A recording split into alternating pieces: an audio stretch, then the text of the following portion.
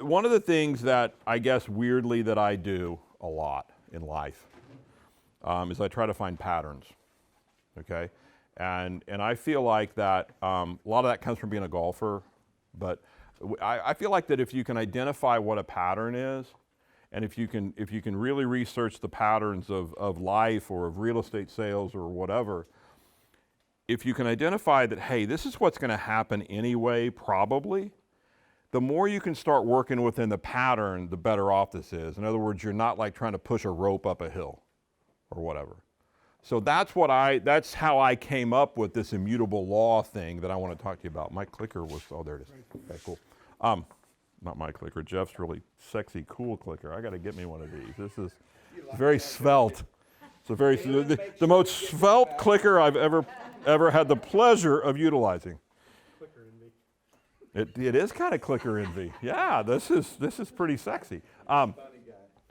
Anyway, I always felt like that as I was doing more and more transactions in sales, I'm like, well, isn't that crazy that happened again, just like the others? And so then I started writing some things down, and then I started testing out, does this happen a lot? And ultimately it became the immutable laws of real estate, okay? And so regardless of market, I think a tremendous amount of these rules play out. I think there's certain things that our clients need to understand, right? I approach real estate sales, always have, as like a big game, all right? And any game that you play has rules, and you can't violate the rules. But what we really are being paid for, and more so now than ever before, is strategy, right? So I'm a big word game person. I love to play Scrabble, okay? I love to play Scrabble. And if you like to play Scrabble, it is not about the rules of Scrabble. It's all about the strategy of Scrabble. And bad Scrabble players, quite honestly, try to make all their points on the triple word score, and that's really not where you make, that's not, strategically, that's not the best thing to do, right? So if you play a lot of Scrabble, you internalize the words that start with Q, that the second letter is not a U, so that you're not stuck if you get the Q toward the end of the game. You can figure out how to do it. So it's all kinds of strategies. Or if you play baseball, there are rules to baseball, right? You have to go to first base, second base, third base, and then you get to score a run, and the goal is to score a run. But you don't get to just start out on third. That would be a lot easier. You got to go to first. So then it's like, well, what are the strategies to get to first base? Well, you can get a hit, you can get a walk, you can hit a double, and then you get to go to first and second base.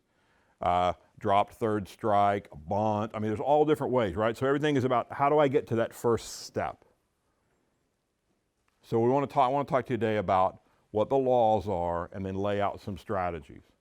And what I learned with sellers in particular was that if sellers understood these laws, and if buyers, to a little bit lesser degree, but if buyers understood the laws, they would make great decisions. And the other piece was if you were the one that told them the laws, their great decision would be they would hire you. Okay? So anything as we go through this as you see in red, that is a seller, that is something that I think should be in your seller presentation. It should at least be mentioned, okay? And if you find yourself mentioning it a lot, I would suggest that you create some kind of marketing material around it to make sure that you talk about it every time, okay? I'll be honest with you, I'm probably not gonna lay out anything that you haven't thought of, bumped into, realized. This is not like gonna be some earth-shattering thing today. But I wanna try to show you how it plays out because the public doesn't realize this. And one of the things we always have to, especially at your guys' level, one of the things you got to acknowledge is we do this every day. We know the rules. Most people do this 4 or 5 times in their life. And and let's be honest, the marketplace that we have been in for the last year, it was a whole new set of rules. But it really wasn't. It was just a whole new set of strategies within the overall laws of what always happens anyway. So with all of that pretext, maybe. Okay, that's obviously not what advances the slides on the sexy clicker. Let's try this one. There we go. All right, law number 1 is processes. Selling real estate is a battle of processes. 100% it's a battle of processes. And what it means to you as an agent is this. Either the client is part of your process or you're in their process. And I will tell you that if there is a conflict between your PAT process that you use and the process of the client, there will be conflict. You'll know that you're in the client's process and not yours when the client calls you and you look at the phone and go, oh God, it's them. I don't want to take this call. I'm going to let it go to voicemail. I don't want to deal with this person. All right? That's when you know you're in their process. And the bottom line is that was their process the day you met them. You didn't have a process to pull out how they were going to really react in the moment. Because as we turn the heat up on people, your core behavior comes out. All right? So what does that mean? You got to have processes for everything you do. You have to have a listing process, you have to have a buyer process, and you need to take everybody through your process every time, politely. You live and die with your processes, quite honestly. Now, I'm a golfer, right? Corey, we're golfers, right? So if you watch guys on tour, they're like, oh, you played really well today. Well, I just stayed in the process. I trust my process, right? It's what we talk about all the time. Well, it plays out in business as well. And here's the other silver lining to this. Please understand that people refer processes. They don't refer people. See, we think we're getting referred and we're building this scalable business because people liked us. No, they liked the process we took them through. So we have to do that every time. If you're waking up every day with a new client going, I think they might want me to do this, that, or the other, you will have this never-ending 24/7 real estate life that I have been on a quest for 30 years to try to tell people it doesn't have to be that way. It's not noble to work 80 hours a week as a real estate agent. Now, I understand we've been in a market that's been nuts. But that can't be the target, right? What's the point? Because just esoterically, I guess, you don't know how long you're going to be here. So what's the point? We just had a situation happened with a lady that we knew, 53 years old. Left her son's high school football game in Lebanon.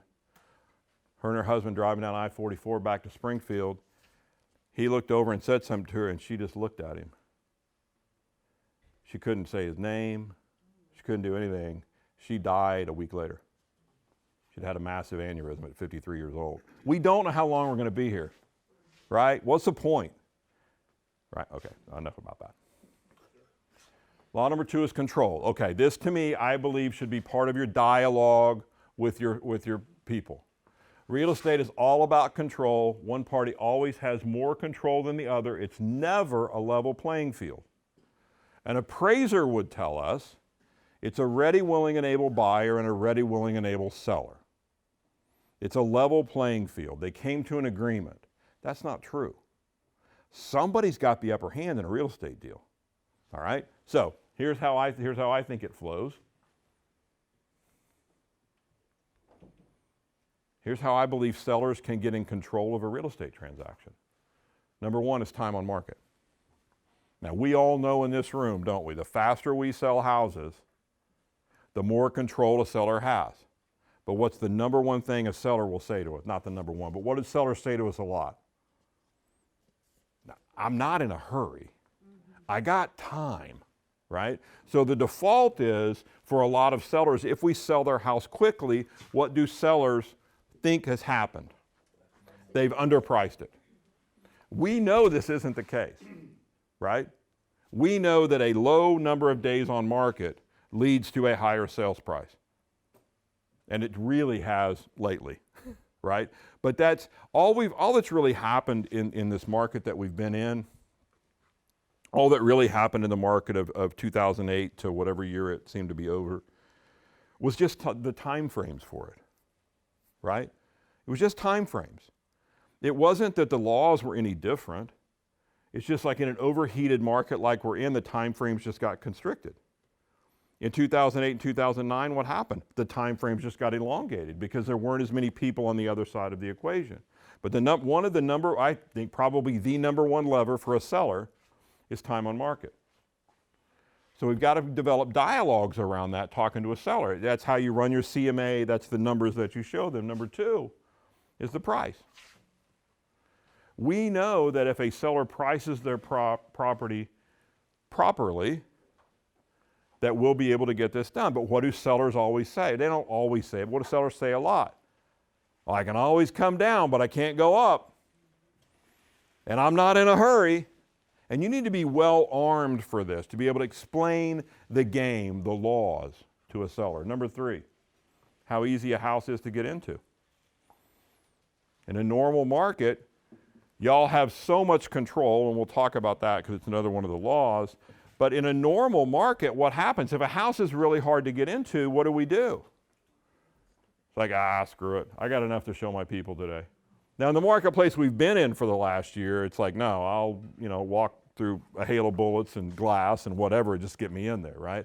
But as a general rule, if we make a house hard to get into, we're going to have less showings. If we get less showings, right? So this is when you get, where this one plays out is when you get into the lower price ranges and people are like, appointment only. No. You can't go appointment only. We got to be willing to have that conversation. Number four is condition of the property. A house just needs to be at market on condition. You're not going to get more money if you over improve a house. You have to have what a buyer expects to see. But if you've gone over and above for your own needs as a seller, you're probably not going to get more money for it. It's probably what might make it sell, but it probably won't let you break into the next price bracket, which we'll talk about here in a while, right? And lastly is terms. Well, that one hadn't even been in play for the last 20 years. But there were markets where if you didn't offer terms, you weren't getting a house sold. And to not be really old, but I'm old, this was the marketplace back in the late 70s, very early 80s. If it wasn't some kind of seller financing, because nobody could get loans. Real estate market's incredibly cyclical, okay? By the way, just as a comment, then I learned this from one of the most learned, smartest cats I've ever had the opportunity to be around. I'm good friends with a guy by the name of Jack Stack, not the barbecue Jack Stack. But there's a guy in Springfield named Jack Stack who has a company called SRC Holdings. It's 12 companies that operate out of Springfield. He wrote a book called The Great Game of Business. He was named by Inc. magazine as one of the top 10 thinkers in business. George Bush asked him to be on his cabinet, and Jack said, I don't want to go through a background check, so I'm not going to do that. This guy is smart, like incredibly smart. If you've never read the book, The Great Game of Business, he's the father of open book management. He turned around, so in Springfield, International Harvester had I don't think I've told you guys this story. Have I told you that story before? No. Talk about just sticking with something. So Jack was a mid-level manager with International Harvester. And he was out of Chicago. And in Springfield, Missouri, there was a reman facility. They remanufactured diesel engines, grimy, dirty work. International Harvester sent Jack down to shut it down. It's like, we don't need this facility anymore. You just need to figure out what all we need to do, how we're going to liquidate it, whatever. And as Jack tells it, he said, I got down there and I fell in love with the people. So he and 9 other people each put in $10,000. So they got $100,000. He goes back to International Harvester and says, we want to buy it. We want to try to turn this around. International Harvester goes, that's awesome. We'll sell it to you. We want, I believe it was $10 million for it. And Jack said, okay, we've got $100,000.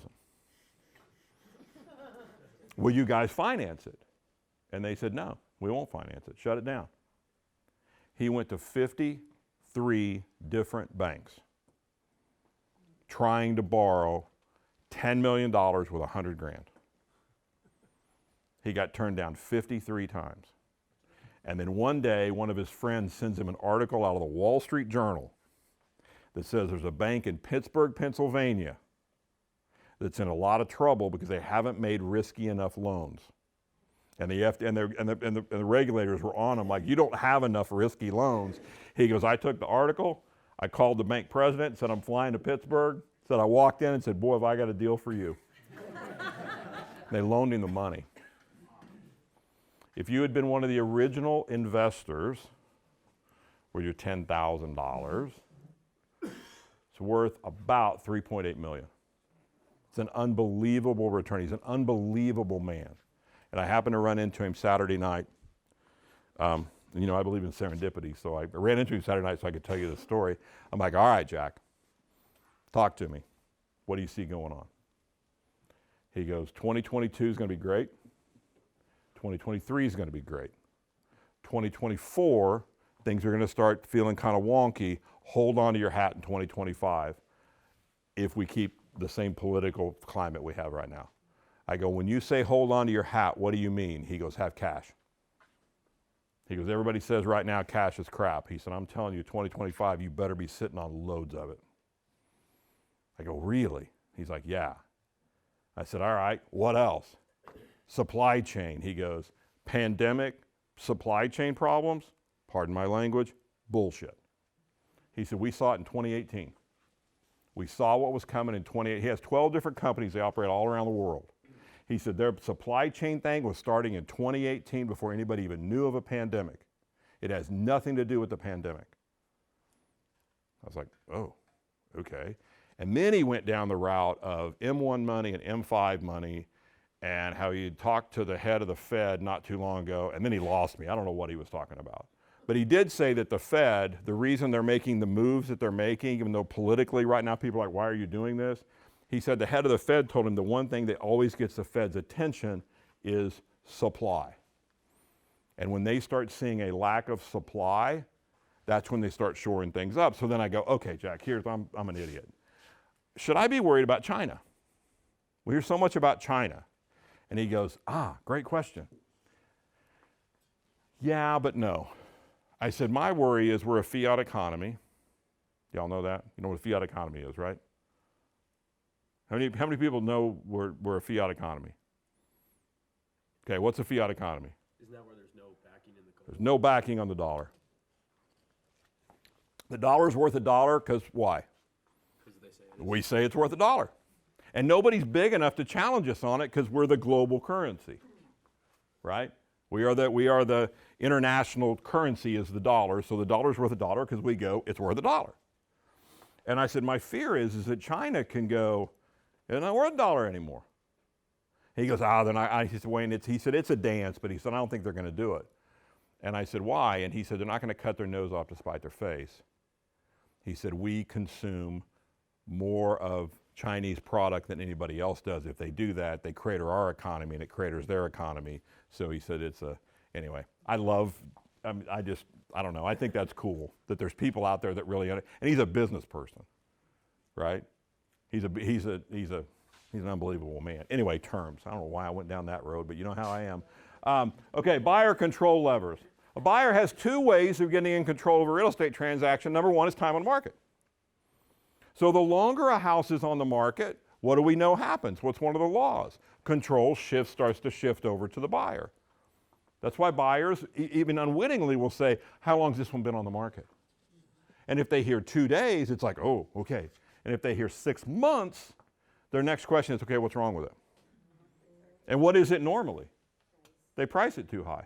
And then they started whittling the price down, but the marketplace had already moved on to the new houses. We'll get into that law here in a little while. All right?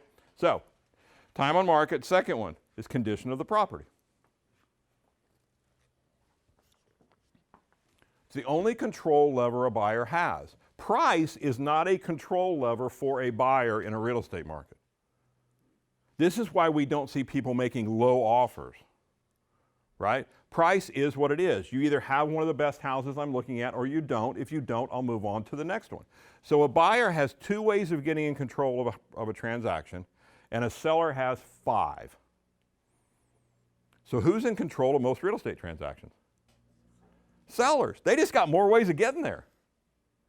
This is why if you want to control your time and life as a realtor, what must you do? You must become a great listing agent. It's like baked into the cake. If you want to have a great life as a realtor, go figure out how to get inventory. Okay? All right. Seller information decreases over time, and buyer information increases over time. Sellers tend to operate in a vacuum with not with you guys, but with the average real estate agent.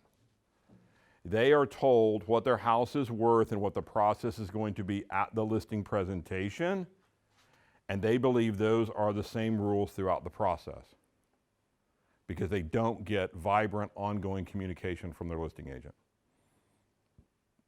So their information actually depletes over time. The communication with their agent depletes over time. They get frustrated over time. They start blaming the listing agent over time. Buyer information is the exact opposite. You get a new buyer in the market, they're like a deer in the headlights, right? They have no idea, but the more they look at houses, the more they're physically in them, what happens? They start getting pretty dialed in on what this stuff's worth, right? So this is the piece of the puzzle to me, is where our work is as professionals. We've got to make sure that our client has vibrant, on-time, real-world information throughout the process, and I think it comes in the form of guarantees. We've talked about this before. I think you have to have communication protocols with your sellers. There's guarantees, you have to make them. Because the average agent's going to go, oh yeah, we'll talk a lot. And they don't talk a lot. Because as we all know, those of us that have been in markets other than this one, if you're going to be a great listing agent, you are going to master the skill of delivering distasteful information to people on a regular basis without them blaming you. And for those of you that haven't been through a quote-unquote normal market or weren't here in 2008 and 2009, you have no idea what I'm talking about. Because you've been doing this like the last 2 years, you didn't have to deliver distasteful information to a seller. It's like, woohoo, we got 17 contracts in a day. Right? Go for like, we haven't had a showing in 3 weeks, Wayne, what's the deal? I think you need to hold it open more. I think we should do more ads. Have you put me in the Wall Street Journal? I saw the Wall Street Journal the other, right? You're laughing. We've all been through this stuff, right? That's the normal real estate market, okay? So if you've been doing this less than 7 years, not to be Mr. Gloom and Doom, you ain't seen a normal market yet. We've been on an uphill stride for 7 years. There hasn't really been a downtick in it at all. A little seasonal adjustment here and there, right? And I think that's what we have going on right now. I really thought the marketplace was kind of going to start slowing down. I don't think it's going to. As long as rates stay low, which the Fed, if you watch C-SPAN like I do, they got grilled last week by congressmen over their monetary policy. They're not going to change it. They're going to probably keep these rates low. And we talked about this before, Kayla and I talked about it earlier, I do believe, I think you guys talked about it in a management meeting the other day, I do think once we see rates start to tick up, that's when you're going to see inventory come back. I think sellers have been trying to time this market now for a year, maybe a year and a half. Okay. Number 4, buyers start the process in a very pragmatic way and then they become emotional. Sellers start out emotionally and then become pragmatic. Buyers start looking for physical features in a geographic location and a price range. What do you got? What do you got for me? Sellers, this is their home. This is where little Johnny bumped the trike into the wall. I can't fix it because I remember that day when little Johnny did that or whatever, right? We see a bump in the wall and they see where Johnny rode his trike in there. Weirdly, in this last market that we've been in, it seemed to have flipped, right? All of a sudden, buyers were the ones that were really emotional, and sellers became very pragmatic, going, well, I don't care if they like it or not. There'll be more people coming in, right? But in a normal market, buyers are very pragmatic, and they buy from emotions. Sellers start out emotionally, and they become pragmatic. When you have one pragmatic person in the transaction, it might get ugly. When you have 2 pragmatic people, it's gonna be ugly. Okay? That's just the way that this thing goes. Here's the walk and talk of the pragmatic seller. They started out emotionally. They were very excited. You know, when sellers first put their house on the market, if they're living there, every time they're going to have a showing, they like vacuum, they put the little things in the rug, and they back out of the rooms, and everything is spotless. But over a period of time, it's like, yeah, we vacuumed a few days ago, whatever. Maybe there's a couple of dishes in the sink, no big deal. Like the last 40 people that came through here didn't buy it. Why do I think this person's going to? That's the pragmatic seller. And then when we get to the contract, and then they get their inspection request, that's when the seller goes, do they not know that I've dropped the price $50,000? Now, they don't care that you dropped the house $50,000. I will do no repairs, right? I will do no repairs. And people have been able to get away with that now. No, it's going to turn around at some point. Number 5, baselines. Buyers draw a baseline of physical features and they won't go below it. You tell me you need 4 bedrooms, you're probably going to need 4 bedrooms or more. You'll take more features, you just won't go below it. This is why when you run CMAs, it's very crucial to me that we compare like to like.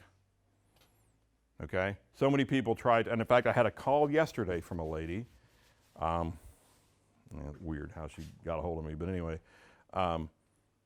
And she was talking about the listing presentation class that I had done, and she said, I can't find, so my subject house is a 4-bedroom, 2-bath, and all of the houses have sold have been 4-bedroom, 3-bath.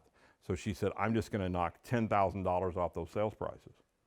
I go, no, you can't do that. It doesn't work that way, right? That's like how an appraiser does it. You can't do it that way. So then we get into this dialogue about the advantages, the disadvantages. If I have a brand new kitchen in a 4-bedroom, 2-bath, same square footage, would that help offset the 3rd bath that I don't have? That's the game, that's the gamble. So we're talking about the presentation skills and all that, right? Buyers draw a baseline of physical features and they won't go below it. So when you run your CMAs, make sure you're comparing like to like. Be very, very prepared for that with the seller, okay? And you've got to do a tremendous amount of research. I don't think there's a more dollar productive thing y'all can be doing than making listing presentations. You want to have a great life as a realtor? Just make listing presentations all day long. Number 6 is the Comelot Law. I do think this should be explained to people because this is how people do it. People do not buy a house until they have to. Now your market's different, so this one may not apply as much. You got second home people. The vast majority of your deals are second homes, correct? So they don't have to do this. They just want to do this. So this law may not apply as much, right? But for a lot of people, it's why would I settle for a house today when the perfect house may come on the house tomorrow? When Comelot may come on the market tomorrow, right? That's why people don't buy till they have to, because buying a house at some level has always been a system of compromise. If someone has a budget of $50,000 or $30,000 for a house, everything they ever dreamed of in a house is $50,000. If I can spend $300,000 and I say, describe for me your perfect house, it's going to be a $500,000 house. If I can spend $3 million, it's going to be a $5 million house. So at some point, it becomes a system of compromise. Because of that, people don't buy until they have to. So here's my question. What's an A buyer? Ready, willing, able. Ready, willing, and able. Define ready. They can make the decision. They have everything's in order to go. Everything's in order to go. I would contend in a lot of cases, if we're not buying second houses, okay, is they have a desire to do this, they have the financial ability to do it, and the big one is they have a set time frame that they must do it. So if you get buyers right now that say, you know, we want to buy a house, we want to start looking, but we're in a lease and our lease isn't up until June, I'll just make $20 bets with you all day long. They will not buy until May, late April to May, because they keep thinking something better may come on the market, right? So a set time frame with a lot of buyers. Now, how does this play out for sellers? Sellers must understand that as part of this process, they're going to have a lot of people come through their house that really aren't buyers. It's part of the game. It's part of the gig. That when we check back for feedback, we're going to discover they really weren't a buyer for your house. I'm so sorry. We can try to control it. We will control it as best we can. But when we check for feedback, we're going to find out that most buyers have some kind of baggage that they have to get rid of. For a lot of people, and I'm sure you guys have run into this, agents show property all the time to people like, well, what's your buyer's situation? Well, they have to sell a house first. Well, okay, so you have it under contract. Well, no. So you have it listed. Well, no. Well, tell me about the house. Well, I haven't really even been in it yet. Well, what are you doing interrupting my seller's life with somebody that you don't even know what the deal is? And yet it's part of the game. I always told people, like, probably 8 out of 10 people that come to your house really aren't buyers. The agent doesn't know it yet because we're such a reactive industry.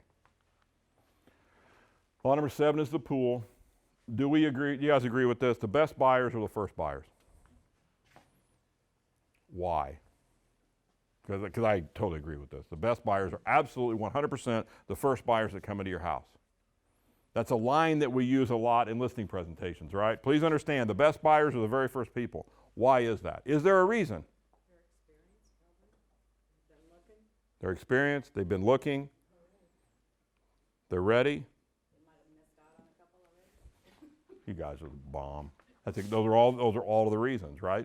The very first people that come through any of our new listings are who? The buyers that have already looked at everything else and they've looked at their agent and said, let me know when something new comes up. These are okay. These are not exactly what we're looking for. Let me know when something new comes up. And then that kicks back to the other law of people won't do it till they have to. If they have the luxury of time on their side, they'll continue to look. All right?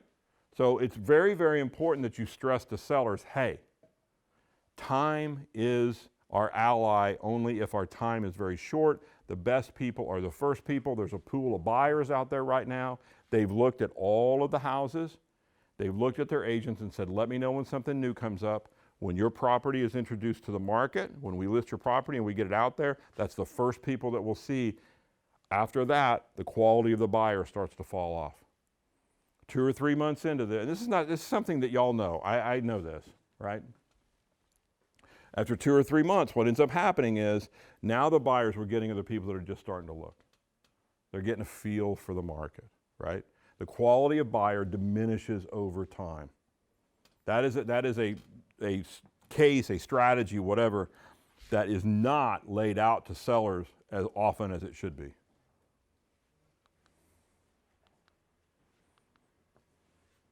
Law number 8 is manipulation.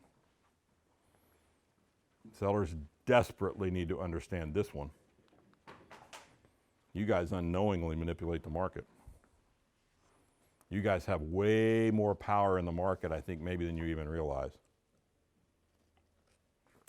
How do you manipulate the market? Anyone?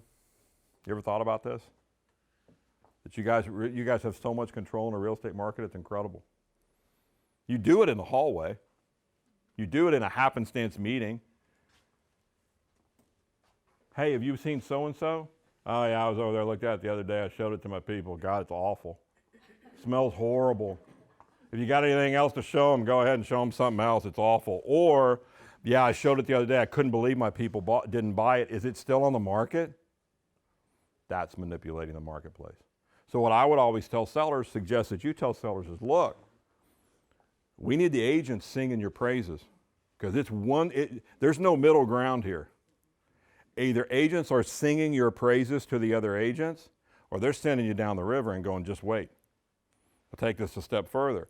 Are there not agents in your market that you know when they list something, you better get over there because it's going to be well priced, it's going to be in great condition, it's going to be a great property? And are there not other agents in the market that you know when you see who listed it, you just go, there's no reason to go there. They haven't gotten one priced right yet. They always overprice everything. There's probably nobody like that in the market, right? We had a lady in Springfield back in the day. Her name was Lorraine James. And as Don Cottle used to say, bless her black little heart. It was actually her total strategy was to grossly overprice all of her listings. She also double-ended almost all of her listings. She would price them so high that nobody would even look at it. And then she'd keep whittling her seller down. And then by the time she got it priced right, everybody else had moved on. She'd sell them all herself. It was, she wouldn't admit it, but that was her total strategy. She did it for years. It was amazing. Okay. Anyway, you guys manipulate the market. We do it in the hallways. Sellers need to understand this.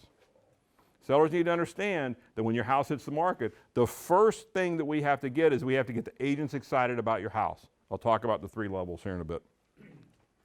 Number 9 is the ripening vine. As somebody mentioned earlier, buyers normally miss out on 1 to 2 houses before they purchase one. Right? Most people miss out on 1 or 2. A lot of times what buyers end up buying is not as good as what they saw the first day they went out. So we need to have that conversation with buyers. Right? We need to have that conversation with buyers. Are you ready to do this? Well, yeah, we're ready to buy. No, let me explain what that really means. If you see a great house, especially in this market, you got to move on. Now, buyers are starting to understand this now in the last, 18 months or whatever. But just wait, it'll flip back. It always does.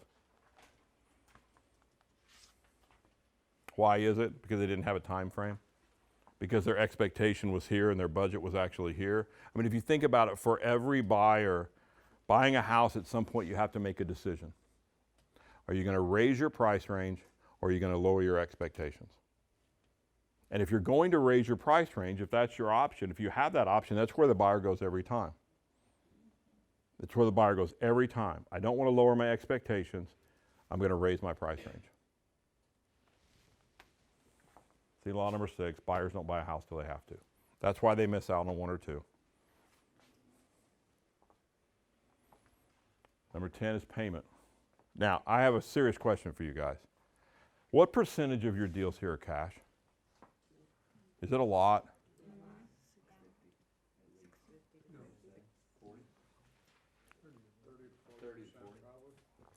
30 to 40 are cash?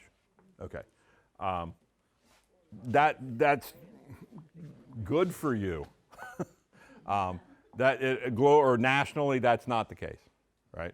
Average down payment in the United States is 6%. Yeah. Across all markets, all spectrums, the average down payment is 6%.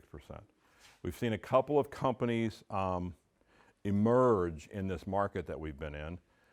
One is called, I think it's Zappy, and another one is called Knock. Have you guys had any experience with those companies at all?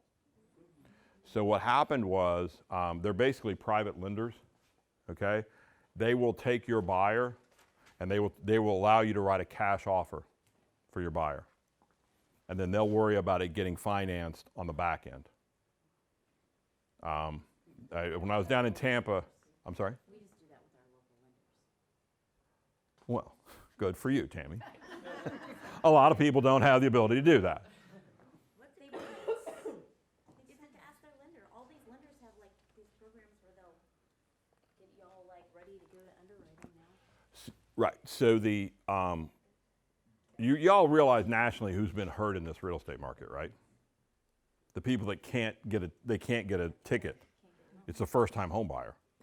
No, they can get a loan. They just can't get any sellers to take their deal because they're FHA or they're only 5% down or whatever. These 2 companies were created to fix that.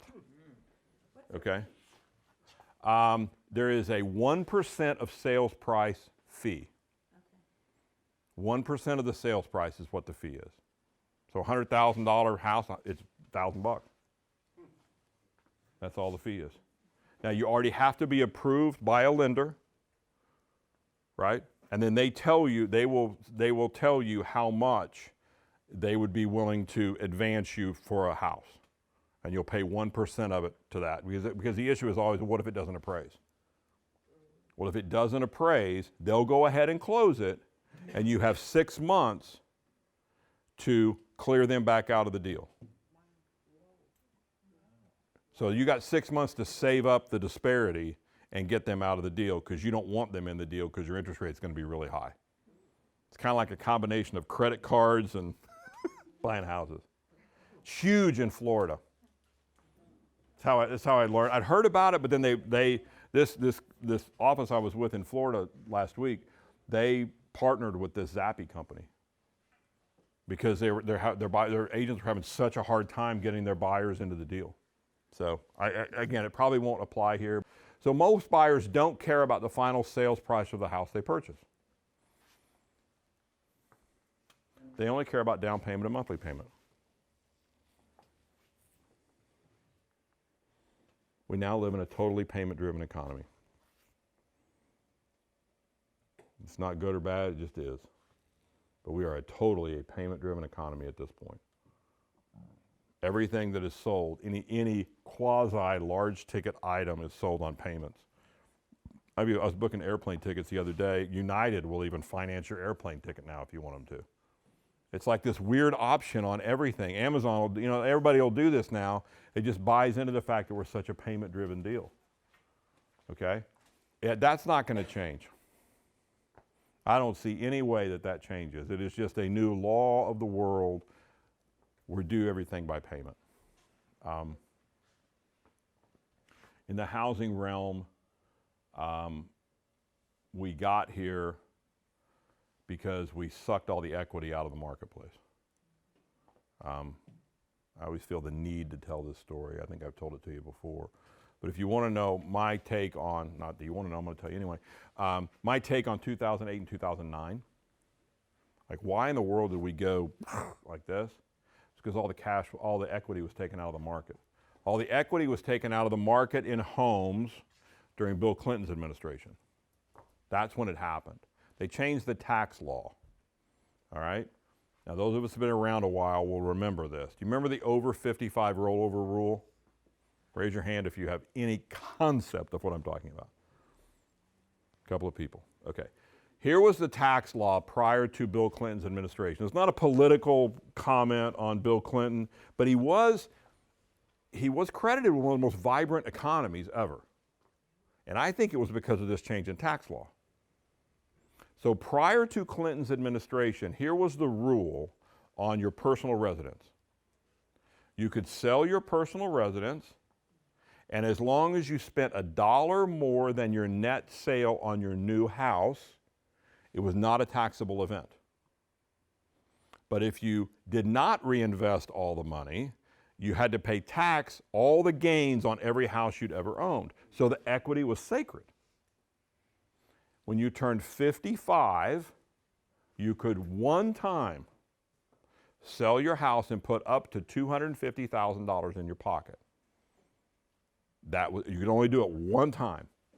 So what happened was, for the average American consumer, this was their nest egg. And it was set up to where you couldn't get to it. And during Clinton's administration, they changed the tax law. Now, what I think happened was they all got in a room and they're like, hey, there's a lot of money sitting in the equity in houses that's not flowing in the economy. And we know Americans, we give them some cash, they'll spend it. So let's figure out a way. And that was when the tax law that we have today was enacted. That you can sell your house every 2 years, your personal house every 2 years, and you can take that money and put it in your pocket. Right after that law passed, here came the 125% loan to value deals. Here came your house goes up 10% a year, don't worry about it. Houses became piggy banks. So part of the inventory crush that we have, part of it, is that there's not enough equity in houses for people to be able to move every 7 years as it used to be. And then it went to 9. Now we're at 10. And I think it's because people haven't been able to build up equity. Now, in the market that we've been in, people have built up equity. And again, I think they're trying to time the market to maximize this. And I do think that's what's going to probably cure our inventory deal. I don't think new construction can catch up. I know new construction can't catch up nationally. I was talking to one of my clients in Bend, Oregon last week. The Home Builders Association in Bend, Oregon is suing the city of Bend because they put so many regulations in place, these guys can't build houses. And they're going to file a lawsuit against them. I have a client in Philadelphia. We're so lucky to live where we live, guys. Even for all the complaining and moaning we do about governmental regulation, It's nothing. I got a client in Philadelphia that said, he goes, Wayne, and he said, I used to do some little developments, but he goes, right now in our market, if you find a 5-acre piece and you just want to put like a little cul-de-sac in and divide it into like 4 lots, 5 years. He said, it'll be 5 years, and he said, the regulations will cost you over $500,000. He said, so you can't do it. And he goes, that's why there's no place to build houses, because it's such a long-term deal that nobody will do it. I experienced this when I was regional director out in Oklahoma. In the oil boom of 2010 and 11, you'd go into these smaller towns. They were building hotels like crazy, but nobody was building houses. And I asked this guy one time when I was talking to him, I go, why isn't anybody building houses? And they go, we've been through this before. This thing will stop on a dime when it stops. So what they basically were building were, for the oil field workers, they were building like these disposable hotels. Because you'd look at them and you're like, this thing looks horrible. And he goes, oh yeah, they'll fall down after like 7 years. He goes, they are just entry-level, minimal oil worker hotels. And he said, and they pointed to one. This guy was, what was his name?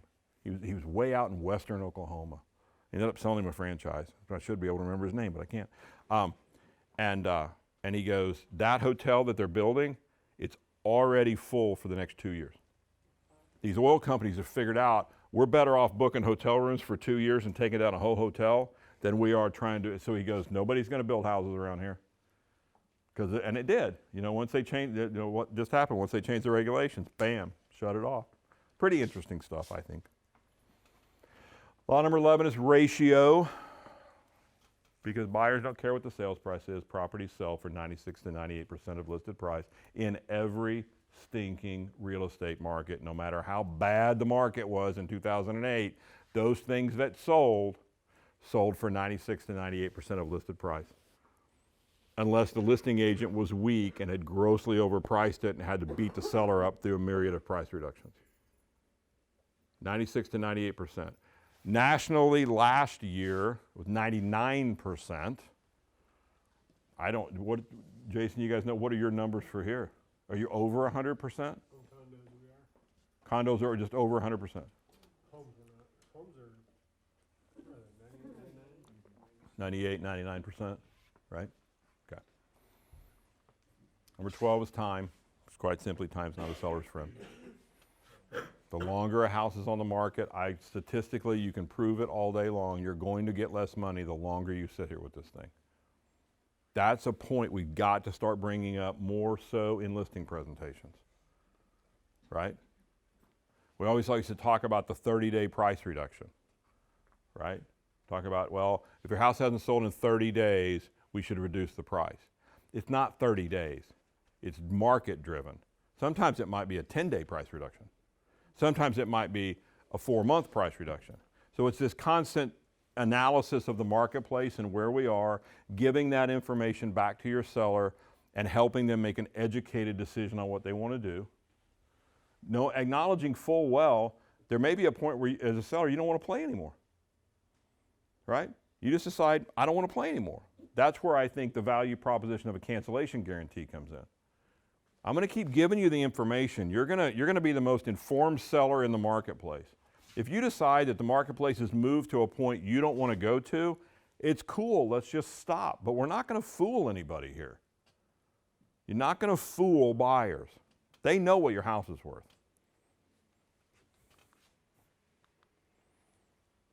Agents deal with brand new inventory, not old inventory.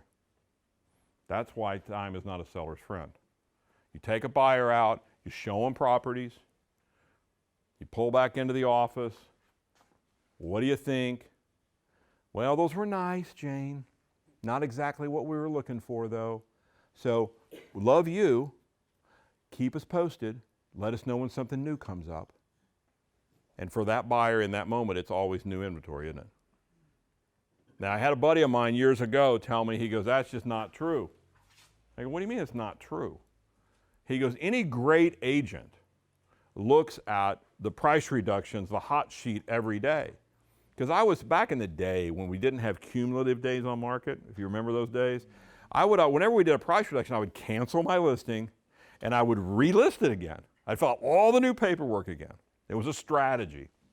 And I'm filling out all this paperwork one day. Dan Sins, who the guy was, and he goes, "What are you doing?" I go, "I'm filling out a new listing." He goes, "Oh, you got a new listing?" I go, "No, we got a price reduction." "Why don't you just do the one-page price reduction?" I said, "I want it to show up as new again." And he goes, "Oh, that's so stupid. That's just a waste of trees." He goes, "Wayne, every great agent checks the hot sheet every day." And I looked at him and I go, "Dude, if you're basing your strategy on great agents, you're screwed. I'm basing my strategies on the masses, because the masses look at the brand new listings every day, right? So agents deal with brand new inventory, not old inventory. Huge concept for a seller. They need to understand this. You don't have more power, more steam, more whatever than the day you hit the market. It's a downhill slide after that. I believe this is why a lot of agents are like, "I just don't want a lot of listings. They're so stressful, those listings." Well, yeah, they are, right? I remember Dennis Curtin came in my office probably 2009 when I was regional director, and he goes, he walks in my office, he goes, "If you're an agent in the field right now, what would you be doing?" I said, "I'd be listing the tar out of these things because it's going to turn. And when it turns, it'll turn really fast." And he goes, "Me too." I'm like, "Okay, nice talk." And he turns around and walks out. But this was the time when everybody's like, "Oh God, I don't want listings. They're not selling." And then it flipped on a dime. Rates dropped. Here came the buyers. Sellers immediately got back in control. And if you were in the market, if you think about it back then, it actually took 18 months or so for buyers to get leverage. And then once they got it, and they started being able to cut some pretty decent deals, rates dropped and the control shifted almost overnight back to the sellers again. Again, I'm gonna drive home the point. You wanna have a great life as a realtor? Become a fabulous listing agent. It's a decision you make. It doesn't just happen over time, like most things in real estate sales. I mean, you wanna get out there and crush it, you make a decision, you're gonna crush it. It doesn't happen over time. There are people, I'm sure, in this market that were here before you got here and are still kind of just fiddling around. They just never made the decision to go after it.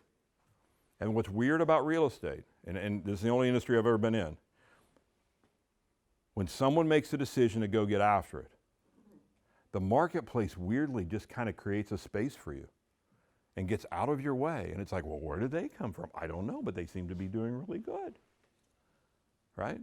So I've always said there's always room for talented people in real estate sales. And I say this a lot, and I don't mean to be political. There's no bias. There really isn't. It doesn't matter whether you're a man or a woman, young or old, skinny or fat, college degreed or barely got out of high school. All that matters is, will you become a student of the game? Will you start to understand the way things work? Will you do the prescribed things? Will you become proactive? Will you work to build your confidence? All these things we've talked about over the last year. Because if you'll do those things, it's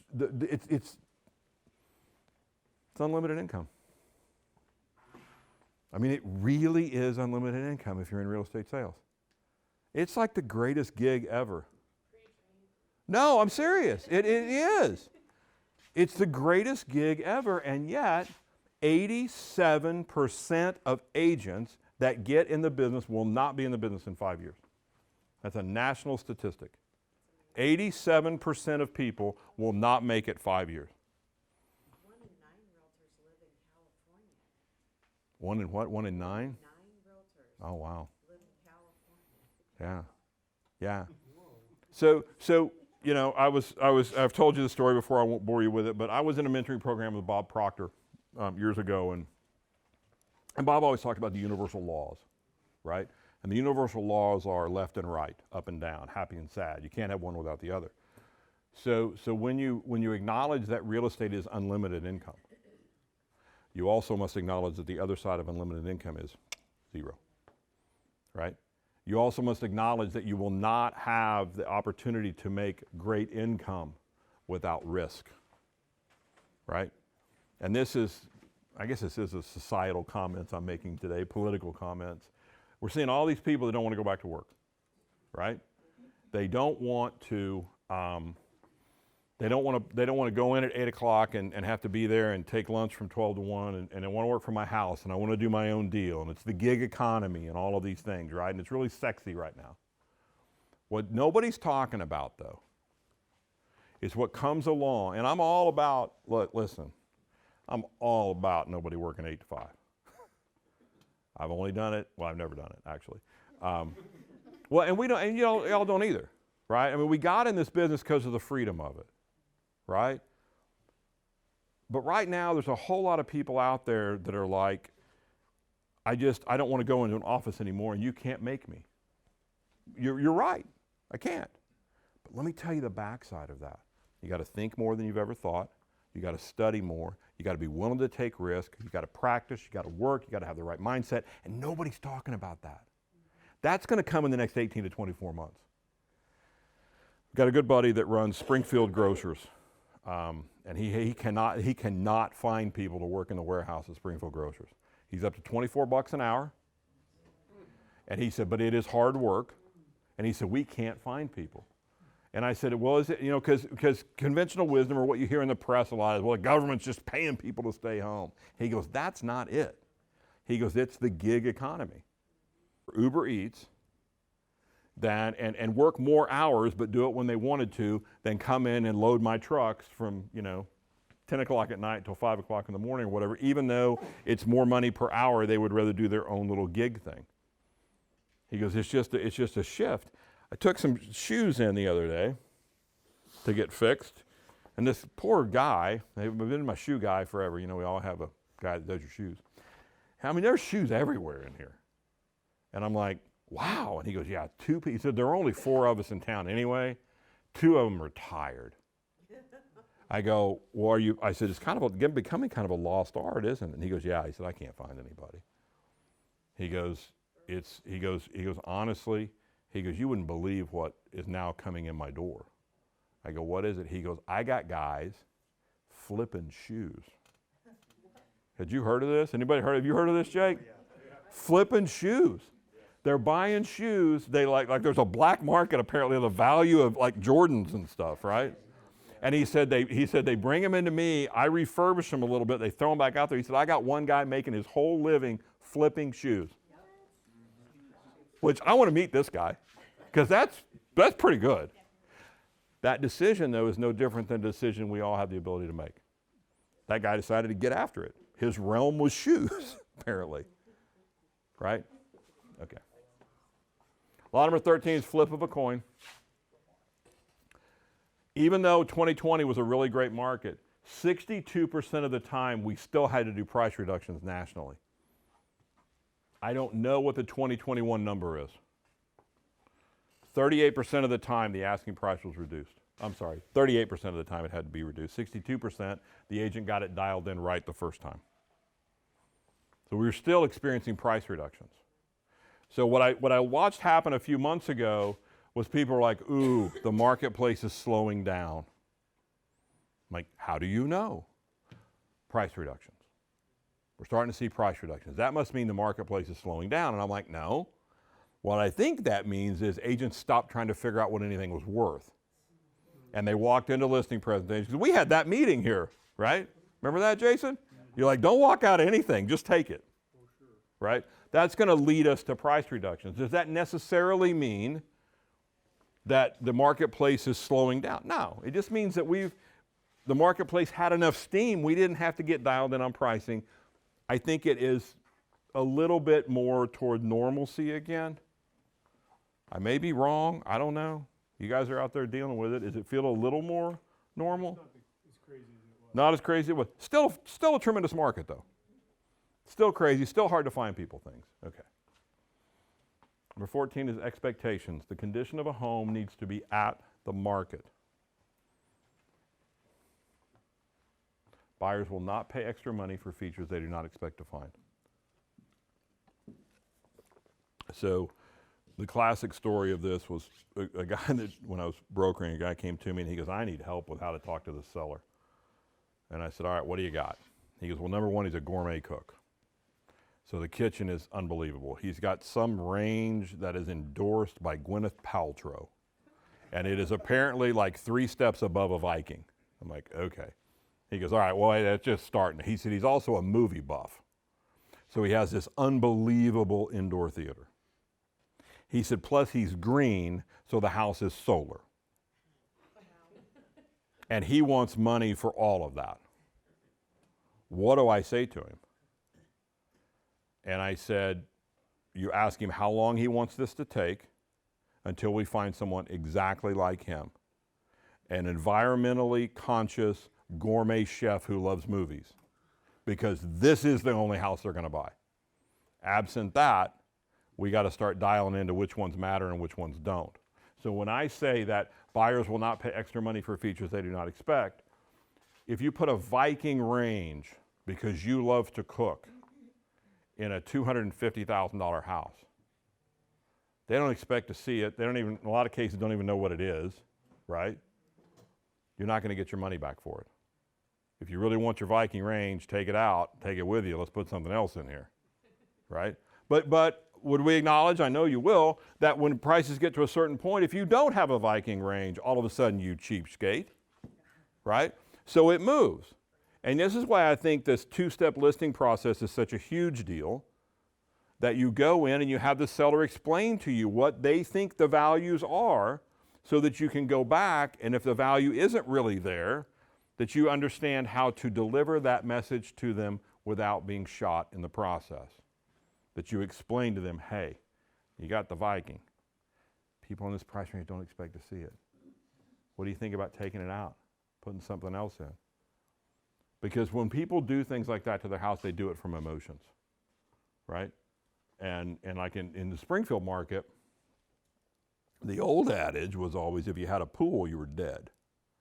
Nobody wanted a pool. I used to say to people all the time, look, for every person that wants a pool, there's 100 that wouldn't have them on a bet. Then this stupid pandemic thing happened, and now everybody wants a pool. You can't find a pool in Springfield now, right? But there was a time when it was like, right, so my landscaping, you know, I'm a gardener, and I did all this landscaping, and that's great. But people don't call us and say, and here's how you kind of try to couch it with a seller. If it's not a criteria that buyers use at the first level, we really probably can't tag a hard dollar value on it. So people don't call us and say, I only want to look at houses with really cool landscaping. I only want to look at houses with security systems. I only want to look at houses, there's no home warranty people here today. I only want to look at houses with home warranties. Nobody says that. So it doesn't have a value to the buyer at the first level. And buyers are pragmatic, and we got to get them in at the first level. And then the extras that you have may very well make them buy your house over another, but it may probably, in most 99% of the cases, it doesn't allow us to break into the new price range because you've done something with your house. Because that leads to this, and I've worn you guys out with this, and I'll go through it quickly. Buyers 100% buy houses in price brackets. Here's the price brackets. And I don't know, what happens at $1 million? Is it like $100,000 chunks? Yeah, 250. 250 over $1 million? Probably, don't you think? Yeah. Okay. It gets bigger. Sometimes it's $1 million. It gets really big.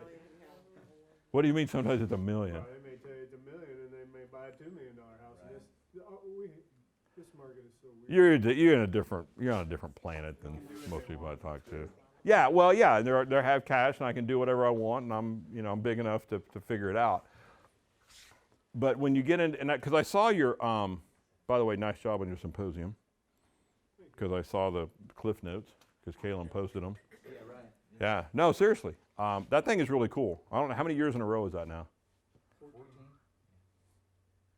And that just totally has to obliterate everybody else in the market. It's great attendance too. Yeah. Yeah, I saw like, what, 100 people or something you had? It's good for us. It helps us. We internalize. question it every year, Why? but it's It'd be been nice good. if we had some better local, representatives up there. Better local talent? Yeah. Yeah, in seeing it. Boy, I recognize that voice. Do you really question whether, seriously, you question whether to do it or We not? have, in the past, yeah, we have. Oh, I think it's huge. Yeah. I do too. It's just a funny little thing that personally we go through. But yeah, it's got it does have pretty good following. Okay, well, anyway. I found it really interesting when I read it the other day. Thank you. Buyers buying price brackets. Once a buyer is in a price bracket, they don't negotiate based really on price because they're payment driven. So the game for sellers is we have to make sure we get you in the proper bracket, right? Because once a buyer is in a bracket, price is no longer the issue. It's which house do I like the best. This is why, you know, I still watch people do this today. They'll like have a $149,900 house and they'll do a price reduction to $147,500. It's like, really? That's really going to fire the market up, right? The next price point is $139,900 if you're in that bracket. But that's what you have to explain to a seller at the listing presentation. And if you see that the average sales price is $144,000, go to the upper end of the bracket, because buyers truly don't differentiate based on dollars. That's when their emotions kick in. It's the dollars, the first level, is what gets us buyers in the door. Your features kick in after we get them in the door. Law number 16 is cream, and it simply means cream rises. For years, people have said, you know, I had the craziest thing with this listing I had.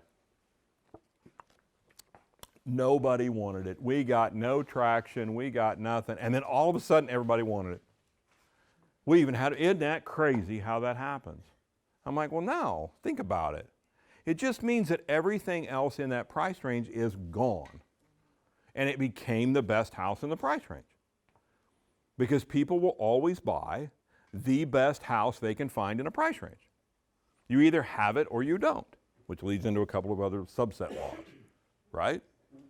So the question is, as a seller, if we layer all these things in with a seller and we go, look, you're going to have the most control of this. My job is to put you in control.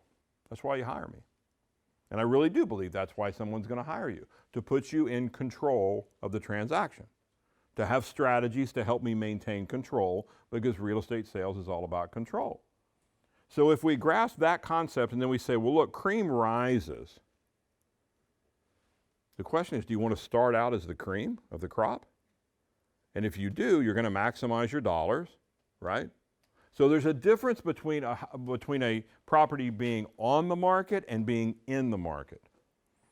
And if I had a flip chart, which I should have brought with me, I would draw this out for you. But here's how it works, if you think about this, or at least how I think it works. I call you today, and I say, hey, I want to buy, I want to spend X amount of dollars. I need these physical features, because these are kind of what buyers say, right? I want to be in this part of the lake. I want to do this, that, and the other. What do you got? Well, I got 4. Take me out and you show me the 4. I don't like any of them. By the way, the reason they're on the market is because nobody else liked any of them either, right? But that buyer, that individual buyer, myself, I would rank those houses 1 through 4. If we stopped right now and we pulled a bus up here and we had a price range of properties and you all went and looked at them and we came back in and said, okay, which is the best one? I will guarantee you we would agree. And which is the worst one? And I would guarantee you we would agree. So this thing is slotted this way always. And the problem is the guy with the worst house or the lady with the worst house, they think they're in the market. They ain't in the market. They're on the market. And there's a massive difference. Now, let's say they're number 4. And in a whirling dervish of a weekend, 1, 2, and 3 sell. What are they now? They're now number 1. And that's fine. If the government got involved with this, every house would sell. Because they would put ceilings and floors like they did with agriculture. But they don't do that, right? So that at point you become the cream. But then what happens? 3 more houses get listed on Monday. Now you're back down to number 4. And for a lot of sellers, they're always number 4 or 5 for months, for years. And it's like, those realtors suck. I'm going to try it myself for a while. That's fine. Till you get the price right or the condition right. The only two variables we got are price and condition. Biggest lie in real estate, location, location, location. You can't pick these suckers up and move them around. Location is what it is. It's price and condition. Law number 17 plays back into law number 16. Who's helping who? Selling homes is all about competition. Your sellers all need to understand this, I think. Either the marketplace is helping you sell your listing or you're helping somebody else sell theirs. I had this conversation with this lady yesterday in wherever she was, Minnesota, I think she was. And she goes, well, the problem is right now there's only one other house on the market. I said, well, here's the core question then. When you introduce your listing to the market, which one are people going to buy? Same price. And she goes, oh, they'd never buy my listing. She goes, it can't compete with the one that's out there. I go, then you better not be priced the same. And that's how you frame this with a seller, right? Either every time we put a house on the market, either the people that are out there right now are helping us get that listing sold, or the cold reality is we're helping someone else look better. As a seller, which side do you want to be on? Do you want the other properties on the market helping you? Because if so, here's the price point, and here's why, and here's all those control levers. Well, I've got time. You really don't if you want to maximize your money, right? If you want to maximize your money, you really don't have time. Okay. I think this should be part of every listing presentation. Every listing presentation. Because I think every house that sells goes through 3 levels every single solitary time. This should be written on a stone tablet somewhere. Okay? The first level of selling any house is the agents have to be excited about it.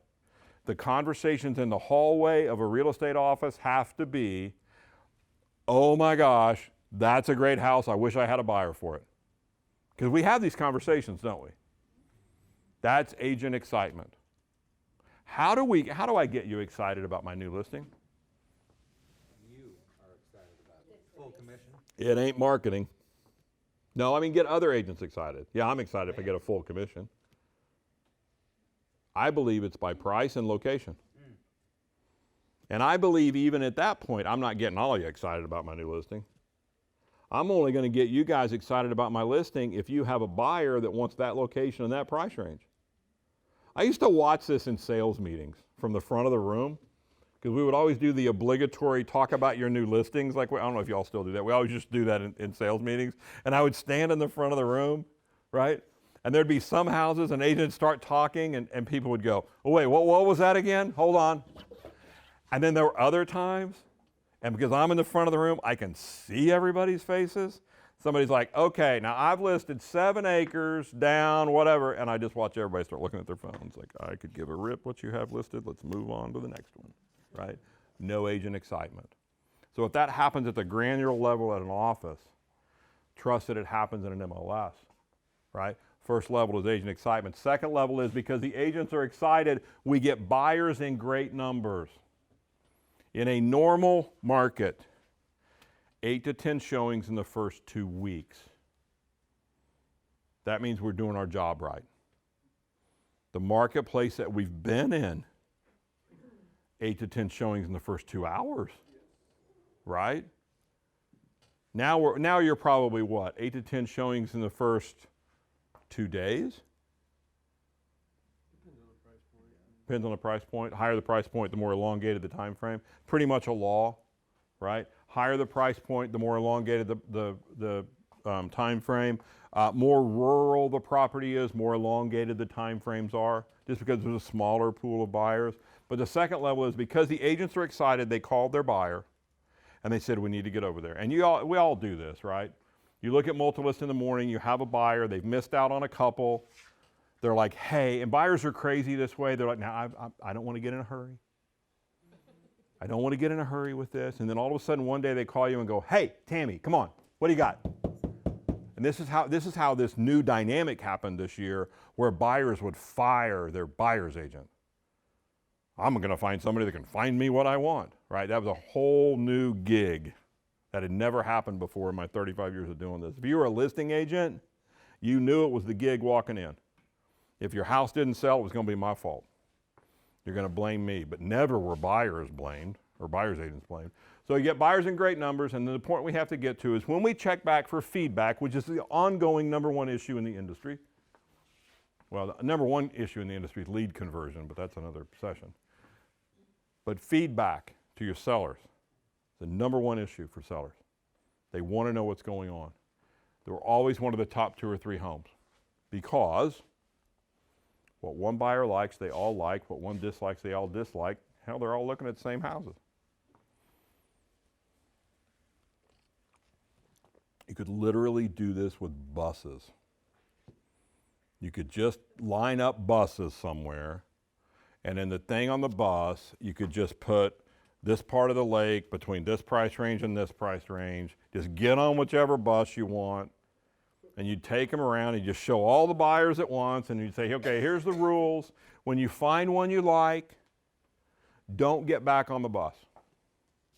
And we will have an agent there waiting for you to do whatever. And what would happen? I mean, think about it. What would happen? There'd be houses, and there'd be like 4 people standing there going, oh, you like it too, huh? Yeah, well, I really like it. Oh, bidding war, here we go. And what would happen with other houses? Everybody'd get back on the bus. And then this would be really cool, because then you could call your seller and go, okay, well, we did the bus tour this week. You noticed no one stopped at your house. So I think next time we do this, we need a new bus. What do you think? You need to make some cookies next time. Oh, yeah. You need to make, yeah, exactly. Look, I seriously, I think that this thing is logically, I'm a logical thinker, this is how this really works. All of what y'all do is just the strategies to maximize this game that's playing out. So here's another one of the seller fallacies. Well, we've had a lot of traffic, Tammy. Well, just because you've had traffic doesn't mean spit. Right? You've had a lot of people on one-off showings. You are no closer to selling your house. And yet sellers think, oh, we've had a lot of traffic, so I know we're getting closer. You're only getting closer when you're always one of the top 2 or 3. So if we put your house, I used to say this in every listing presentation, I would to this day, if we put your house on the market and we don't get any traffic at all, we don't need to wait 30 days, there's something wrong and we need to talk. When we put your house on the market, this is me and you. We are the only ones that care if your property sells. The marketplace could care less if your property sells. The agents bringing the buyer in could care less if the buyer buys your house. They just want the buyer to buy a house. So this is like us against the world, so we've got to communicate regularly. I will tell you everything that I find out. Please don't shoot the messenger. If we don't get the agents excited, we get the agents excited, we get to the second level, we get a lot of showings. But all of our showings are one-off showings. Nobody comes back for a second visit. Now again, the market we've been in, people were just like, that's enough, 10 minutes, go, because I don't want to lose it, right? But in normalcy, this is what's going to happen again, right? You get one-off showings, nobody comes back. Guess what? We have a problem. And we need to talk. Because the point we have to get to is we're always one of the top 2 or 3. When we're one of the top 2 or 3, it'll sell. If we're not, it's not going to. This is like the mother of all laws when it comes to real estate sales. Number 19 is presentation. How good are you at presentation? You feel confident in your presentation? In a competitive environment? Will you win in a competitive environment? Are most of your listing presentations competitive or not? Statistically, nationwide, 76% of all sellers only talk to one real estate agent. They don't even go beyond one person. This is why past client systems are such a huge, huge, huge issue. There is a lot of money being played, guys, to try to get between you and your clients. And it's working. I'll tell you a very scary story. So I have a client who shall remain nameless. You guys seen the ads for Ideal Agent? He signed up. He said, I just want to see what this is. Y'all know what I'm talking about? How many people have seen an ad on TV for Ideal Agent? The whole ad is nothing but we save tens of thousands of dollars by using an Ideal agent. We have great agents. You'll save tons of money. Call Ideal Agent. He signed up 3 weeks ago. 20 listing appointments in 3 weeks. That's scary. To me, that's scary. What market? Midwest. That's as far as I'll go. I don't want to out him. The Ideal Agent deal is you're going to list the house for 4.5%. You're going to offer a 2.5% co-broker fee. If you sell the house yourself, you have to do it for 2%, given that the lead came from either a Zillow. If the lead came directly from that house, you have to do the deal for 2%. What's scary to me is 20 listing appointments. Not listing inquiries. Not, hey, what about? No, they're appointments. That's really scary. Just FYI.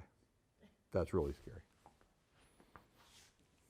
By the way, to be an Ideal Agent, you have to have closed at least 50 transactions in the last 12 months as an individual agent or 100 as a team, or they won't even talk to you. So, your contract presentations are in direct proportion to your listing and buyer presentations. If you're challenged when you get into contract presentations, work on your listing and buyer presentations. If you have buyers that continually want to come in low, work on your buyer presentations. If you have sellers that get all wonky, work on your listing presentation. Because I would contend that our ease of presenting a contract and having it be seamless is directly proportionate to the listing and buyer presentations or lack thereof. And most agents really aren't giving any kind of a presentation. Not you guys, but the guys you might be competing against. I had to compete all the time. I dealt with expireds. What I learned was at the first level, statistically 76% of people will only talk to one agent. Once it doesn't sell, now they're wiser, so they start interviewing people. So my whole world was I was always interviewing. I was always one of 3 or 4 people you would interview. And so you had to start designing things that would work that way and explaining how the marketplace actually worked really well in a listing presentation. It wasn't about marketing plans. It wasn't about all this sexy stuff, right? The whippy-dippy marketing plan, because if you sell me on your big marketing plan and my house doesn't sell, whose fault is it? It's your fault. And I must go find somebody with a better marketing plan or somebody that bakes cookies, right? And what I started saying was, well, if you're a homeowner, you're an intelligent individual. So if I explain to you how this works, you'll probably make an educated decision because you're smart. And I think the big divide in our industry is we're not explaining to buyers and sellers how the marketplace works. Because most agents don't know how the marketplace works. As we talked earlier, most agents are not business people. Most agents don't have any kind of an economic model whatsoever. Most agents don't run a P&L. They have no idea whether they're making money or not. They have no idea which of the activities are making money or not. They're not business people. If you want to really crush this, become a great business person. Now, I'm preaching to the choir because I know how these guys think. So if you just listen to them and the other people in this organization, you are light years, literally light years ahead of the industry. And I don't know that you realize that, honestly. You're light years ahead of everybody else. Law number 20 is perfection. The perfect house doesn't exist. You can't waste time with people who are looking for the perfect house. Period. End of story. Well, when we find the perfect house, we're going to move. Good luck, right? Get somebody else to show you a bunch of perfect houses because the perfect house isn't out there. Buying a house truly is a system of compromise. Number 21 is monthly. Buyers will always buy the best house they can find for the monthly budget they have. Now again, you guys have a lot of cash people, I get it. 22 is showings. Huge concept for sellers. You don't lose buyers in negotiations. They're lost in showing property. Once you get someone to put pen to paper, they're emotionally involved. You're going to get that. Think of it. Now, how many times do you get an offer and you don't figure out a way to get it put together? I would think statistically it's pretty small. Unless the house has been on the market for a really long time, because now you got like the bottom feeder deal people looking at it.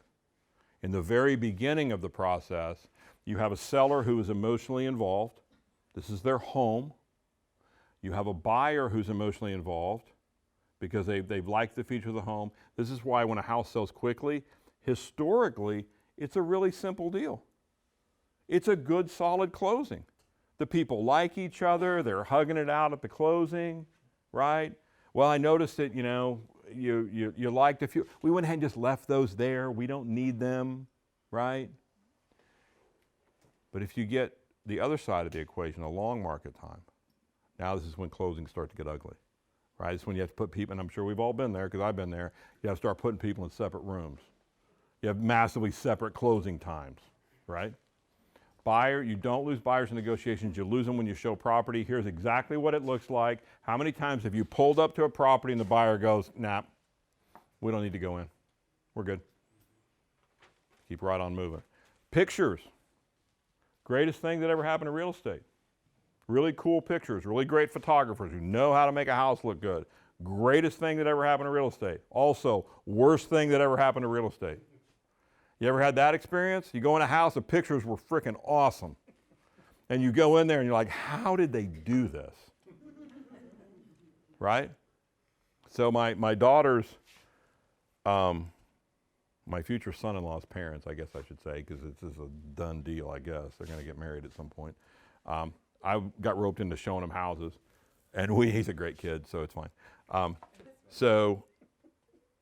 We go, they find this house. I'm like, yeah, okay. So we go out and look at it. And I mean, the pictures were awesome online. And I fell into the realtor trap. I didn't go preview it. I didn't go look at it before. I'm like, I don't have time for that. We walk in and they go, whoa. And they hold up their phone. They're like, whoa, how'd they do that? And they go, we don't need to look any farther. And I look and I can see through the back of the house. And here's an elderly gentleman in a wheelchair and his wife, and they're sitting on the back deck because they've been told to exit the house when somebody shows it. And I said, we can't just walk out. And they're like, well, we don't like it. I go, look, I know, but we can't just walk out. We got to at least kind of give it a cursory glance. I'm going to feel really bad. And so we gave it the cursory glance. And I walked out to the deck to tell them, because it was a summer night. I mean, it wasn't cold out. It wasn't hot out, but you didn't want to sit out there all night.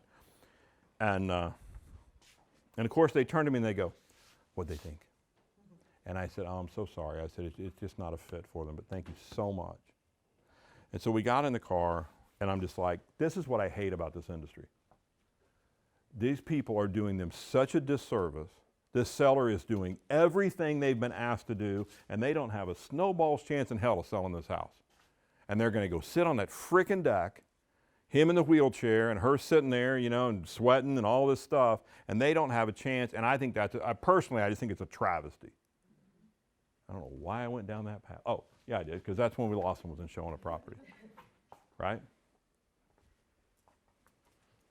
And hopefully, you don't have a seller like that right now.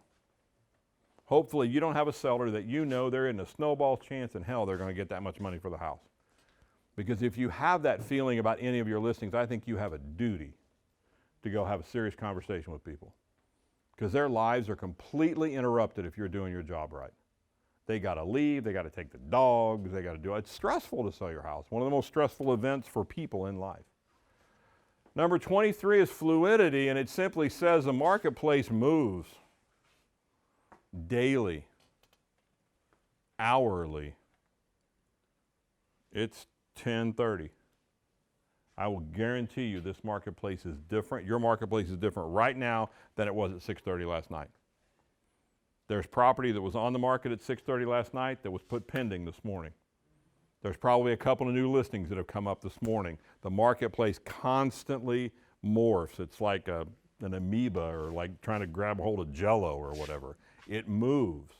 This is why it's so crucial that you stay in unbelievable contact with your people when you're working with them. This is why I think there should be protocols. What's your guarantee to me if I'm a seller? How often will I hear from you? Guaranteed. Fire me if I don't do it. If I list my house with you, what can I expect? Anyone? How often do I hear from you? Somebody run with this. Tell me. Once a week. Guaranteed once a week. What form? Call. Phone call once a week. How else am I going to hear from you? Text video. Showing feedback. Text video? What else are you going to do for me? Feedback after showing. Feedback from every showing. What else? CRM. Market analysis. How often? Often as needed. Who decides that?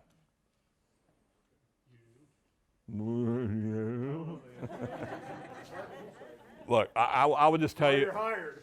No, listen, I will just tell you what I have found works, okay? Weekly phone call, regardless of whether we've had a showing or not.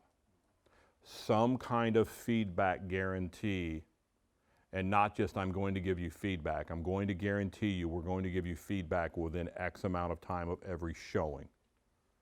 I always use 48 hours, okay? But it doesn't have to be 48. It can be 72, 96. It can be, you could probably take that one out and just say, look, I will give you a phone call every week. We will cover all the showings of the week.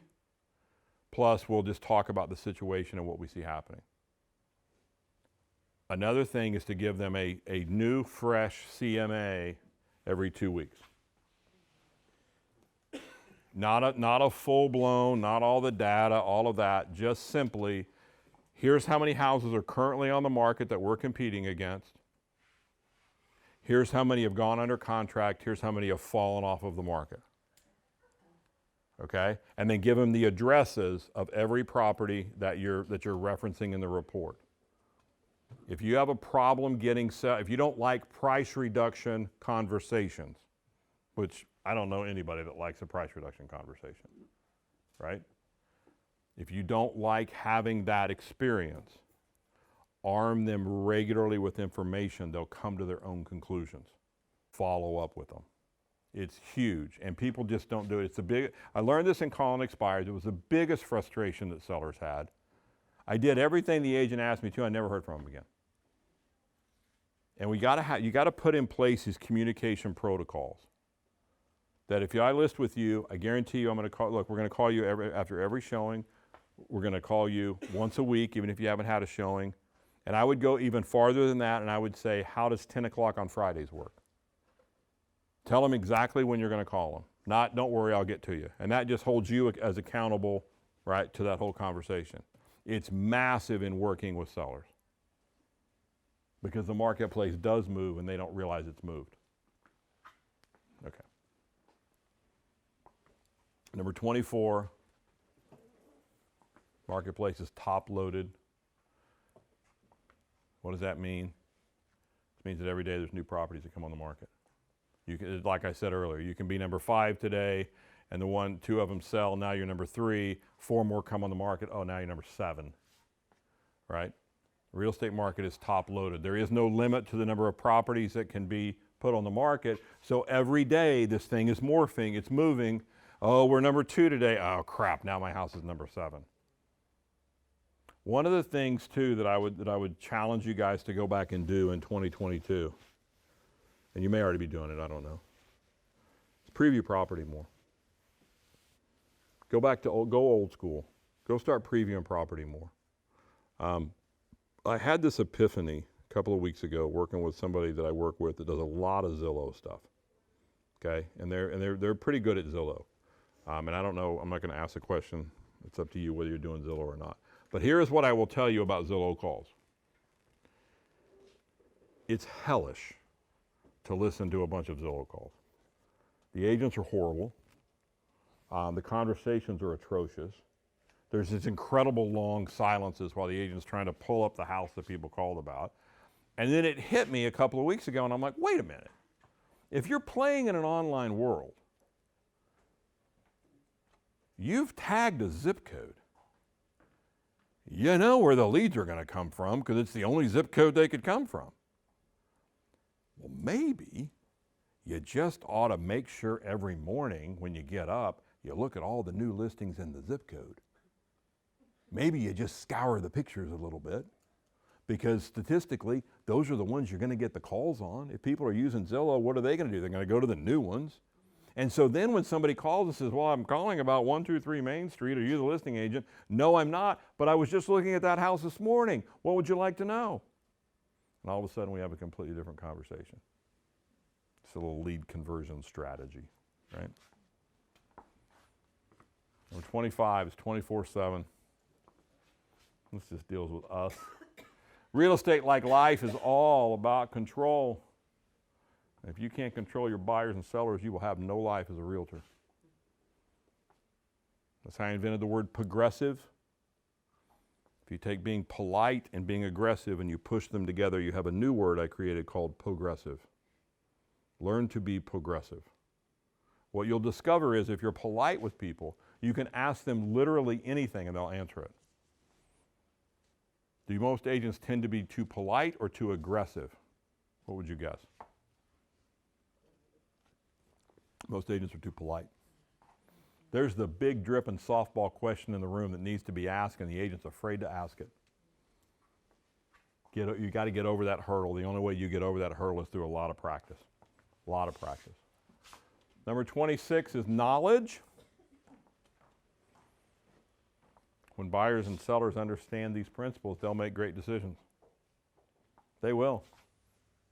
Because this is the way the marketplace works.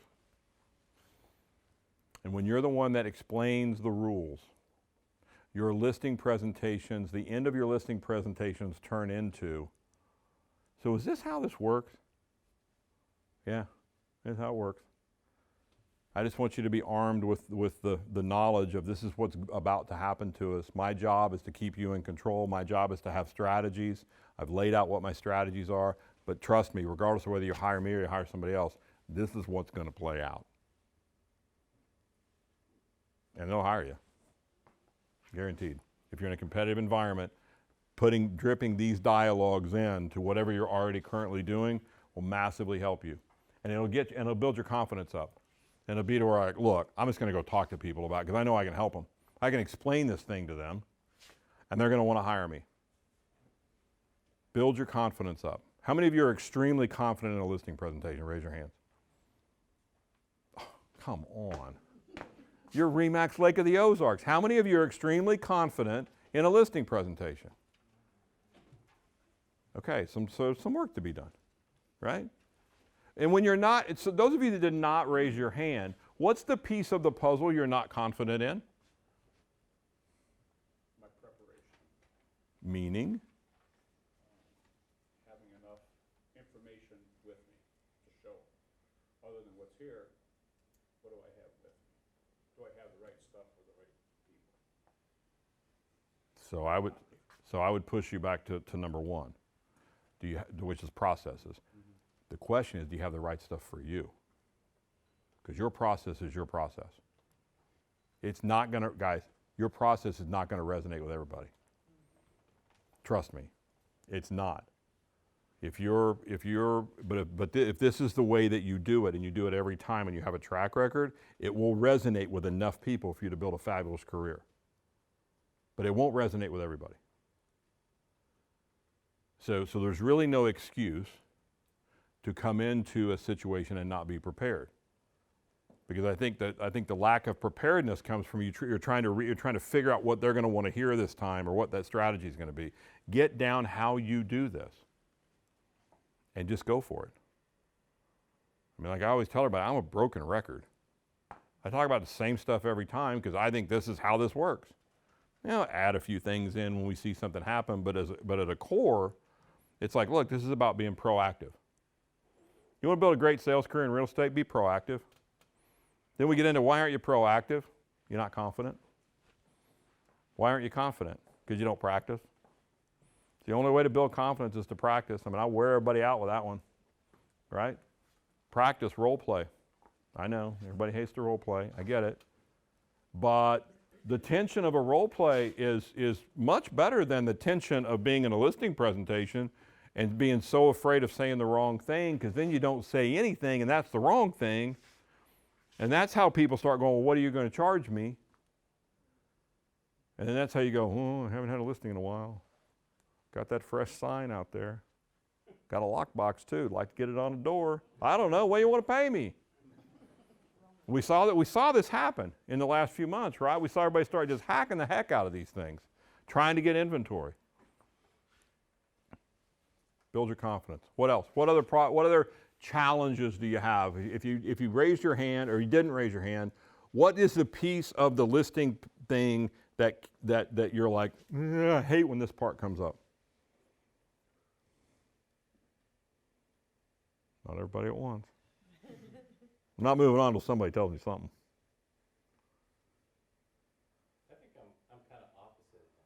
I like talking to death, like giving too much. Oh, yeah. Like sometimes the man is the one who thinks he's controlling the situation. I'm married, I know that's not true, but and then you don't know who you're talking to. One of them's like, okay, just give me the list version, and then the other one's like, no, give me the details. And so you try to give them all, and then at some point they're just like, I don't know, feel like you're beating a dead horse. You know what I mean? Oh, yeah. Yeah. So I would suggest to you that you really understand the process or the concept of triangulation, right? So triangulation, I would say that, like, I think it was Bread that had a song that was called One, and one was the loneliest number.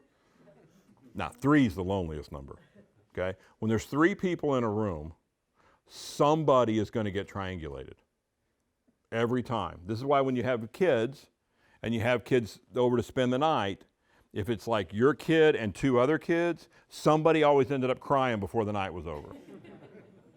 Because they got triangulated. So most listing presentations, honestly, are 3 people. Somebody's going to get triangulated. It's probably going to be you, right? So I believe that and I was taught this, that Mike Ferry used to beat this into everybody's head. I bought into it for a long time. Figure out who the decision maker is and focus on that person, and it's wrong. Those are the presentations that end with let us think about it. Because it's that person that you weren't focused on, the other person is trying to protect that person. Even though they were ready to go, they say, let us think about it. They don't need to think about it, but once you leave, now this person is going to say what they thought about it. Mm-hmm. And if they liked you, you're going to get the listing. But if they didn't like you, you're not going to, and they're going to go find somebody else. So if you engage both parties, always, right? You go into whatever detail they want to. You get very direct with one person. You go into the detail with the other, and it just becomes part of your process. Your listing numbers go through the roof. Seriously, that is what goes on in listing presentations. It's what goes on with kids. It's a triangulation thing. Number 27 is abundance. If you need to deal more than the client, you're dead. Always deal with motivated people. What's the number one way to make sure you're always dealing with motivated people? Talk to a lot of people. Have a process to sort out who doesn't fit your deal and politely get away from them and move on to someone else.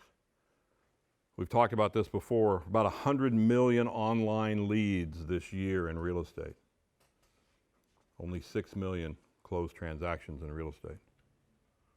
So that tells you that 94% of all online leads ain't going to do anything. I listened to somebody this week say, that's why you've got to have this massive program where you just drip on them and drip on them and drip on them and drip on them and don't ever turn down a lead and drip on them and drip on them. And guys, I'm at the granular level. That doesn't work. I had a client, when I first started working with Chopper Russo, the Chop in New Jersey.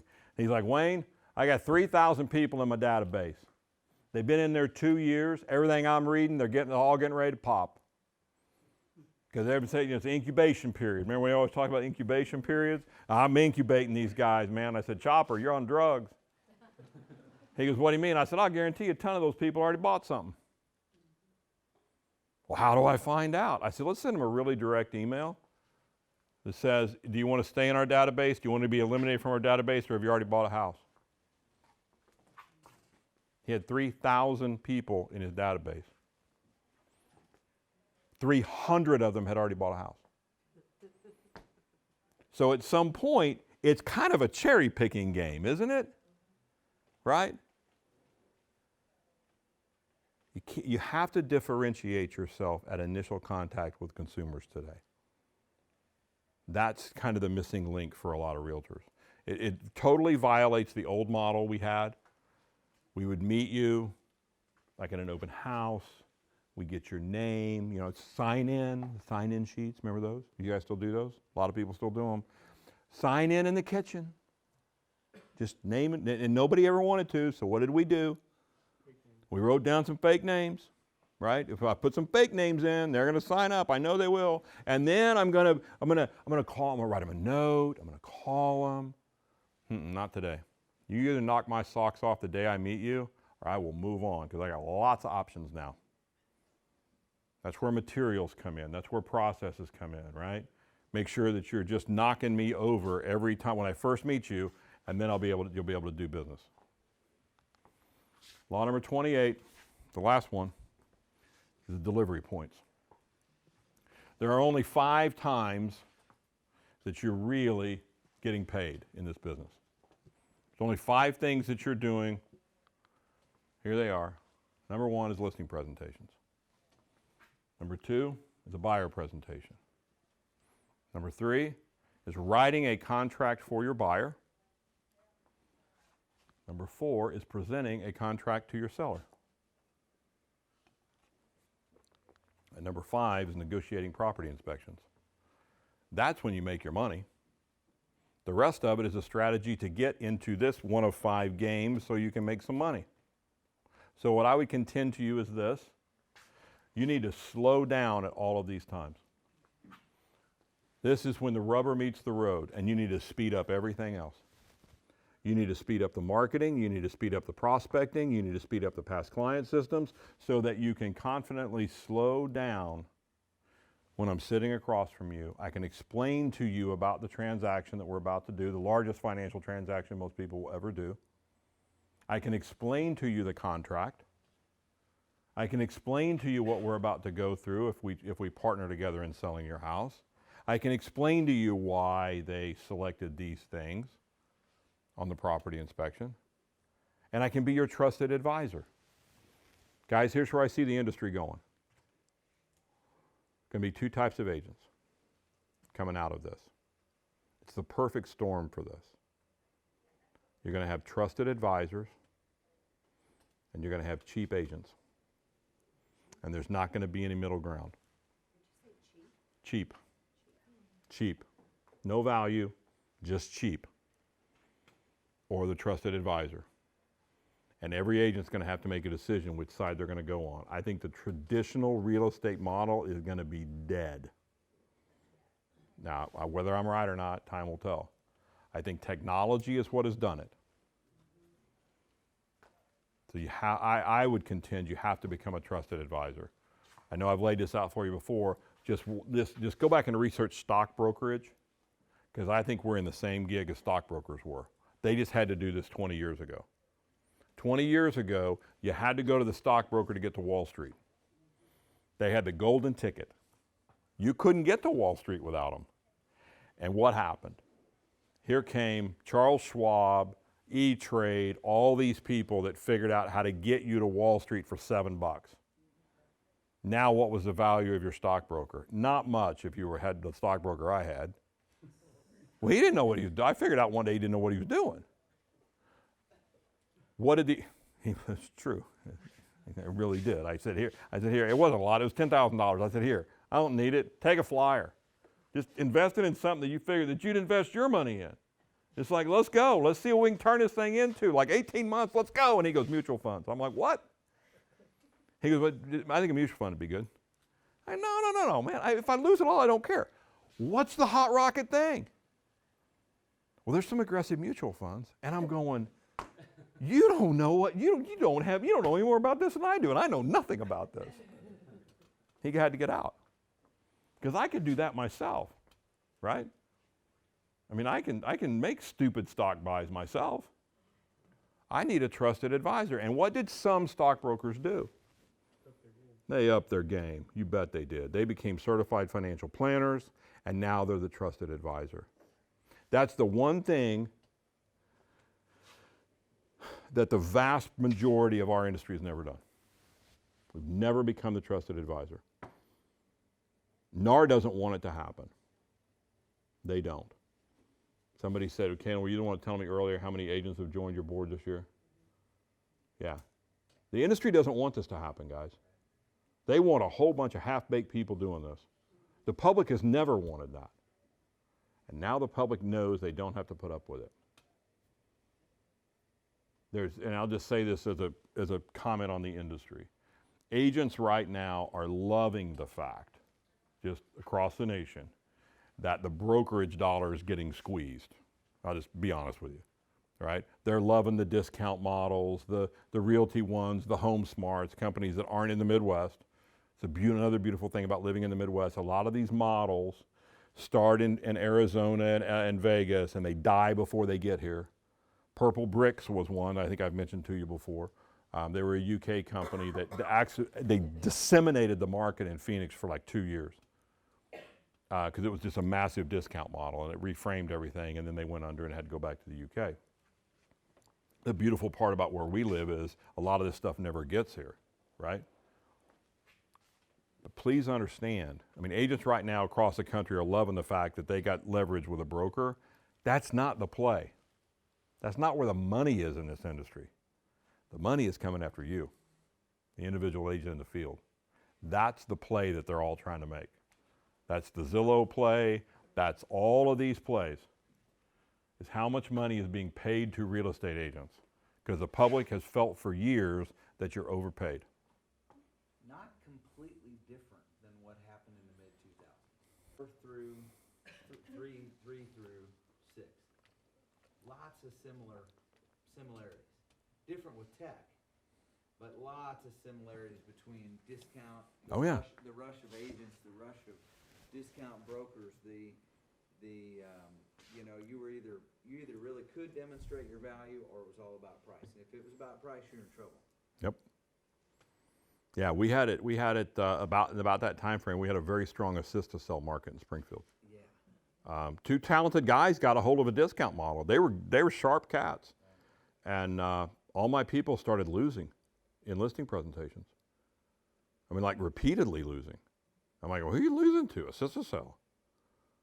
I'm like, well, and I was watching our internal numbers on our commission rates keep tumbling. I'm like, we got to talk about this. What is going on?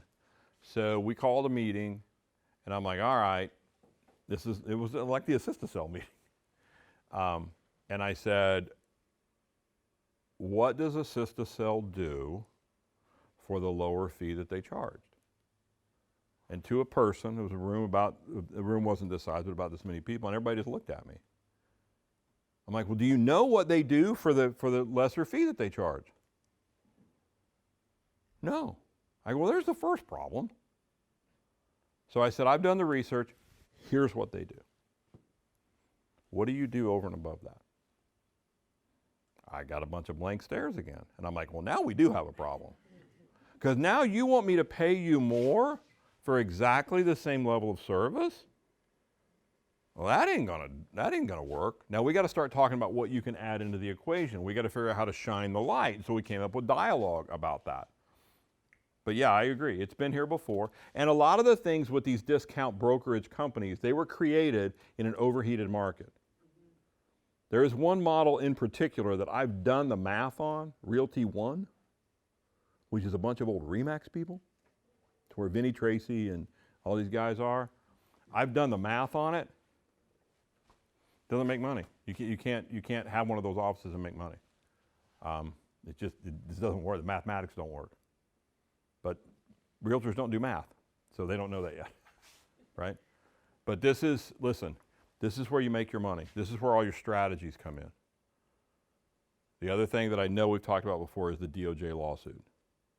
I don't know if you saw in the news a couple of weeks ago, DOJ went to have a seat at the table in some testimonies because they're not letting this thing go away.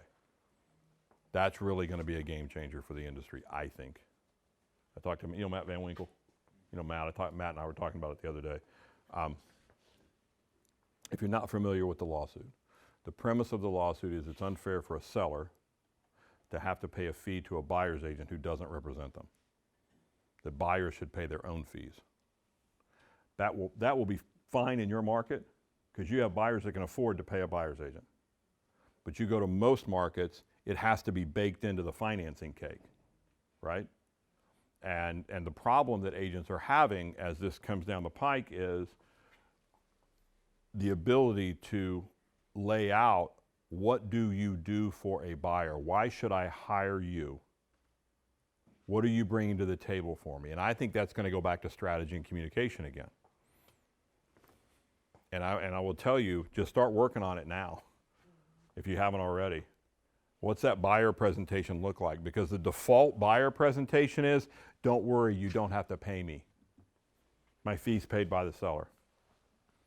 And I don't think this thing's going away. Now, I think the beauty of it is, if you look statistically at markets, which I know you do, if you look at the top, say 10 to 15% of agents, they're more heavily skewed on the listing side than the buyer side. You go to the bottom 80% of agents, and there's some middle ground there where it's like 50-50, but you go to the bottom, you got what, 25? How many people you got? 1,009 realtors. I would bet 800 of those are just massively skewed to the buyer side of the equation. They have no listing inventory whatsoever. This lawsuit, if it comes down in some fashion, they can make no money. Because what they did in Seattle with this was you had to accept whatever the listing company offered if you did not have a buyer agency agreement in place prior to showing the property. And immediately listing agents started offering people $500. And the only way to protect yourself was you had to have a buyer agency signed. Well, look, agents have sucked at getting buyer agency signed with no fee in it. Let alone saying, by the way, you're going to have to pay me 3%. This could be a game changer. I love it. I think it's awesome. I think it's fascinating. I think it'll get rid of a lot of real estate agents, which last time I checked, we think would be a good thing. Okay. All right, that's it. I'm done. Other than whatever questions you got, I'm here to answer them. Anybody got any questions? What do you guys think? Practice. Please go practice. You know what I love about this? Here's what I love. What? I mean, I sit there, I took pages and pages of notes, but I think that we are always striving to stay ahead of the curve. We're always trying to stay ahead of the curve. If we're not staying ahead of the curve, we're going to be behind because the thing changes. How many times have you guys heard this stuff? Tons. But yet, when I hear it, what I see is what we better do to protect our position and our income next year. And if you haven't heard this stuff yet, it's amazing because you can't just be intentional about generating leads if you don't have the confidence to convert the lead or set it up correctly. You won't take care of the lead that you generate. So It's so accurate. Lead generation has never been the issue. Lead conversion has always been the issue. And that's conversations. right, and that's what's coming. It's already here. I mean, you guys have felt it. I was amazed. I'm just amazed by the statistic about the 76% of people only talk to one agent. And Sellers. Because we in this room, in this company, we always anticipate or assume that we're interviewing.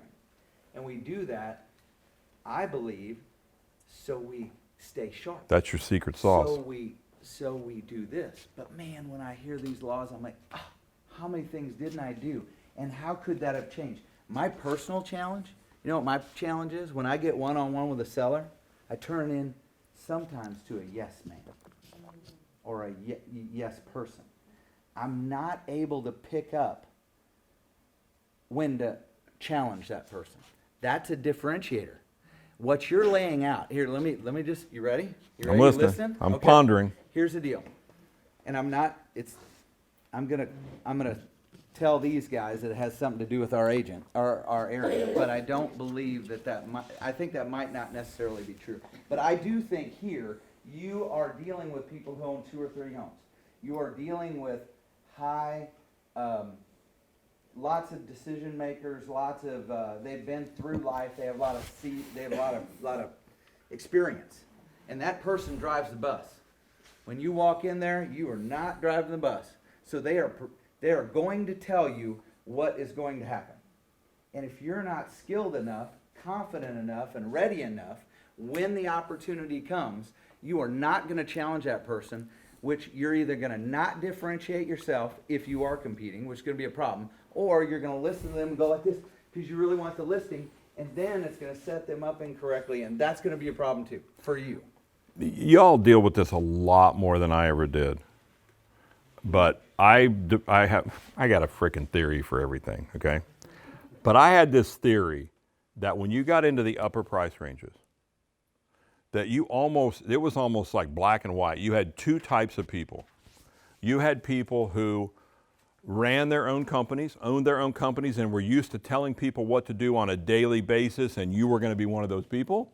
Or you had the complete opposite of that, which was people who are like, look, man, I know what I do, and I do it really well. I don't have a clue what you do, so whatever you think. And it was like black, or is that accurate or not? Okay, cool. But either way, if you don't have a level of confidence to either Yeah. defend, to present them value by laying out the truth.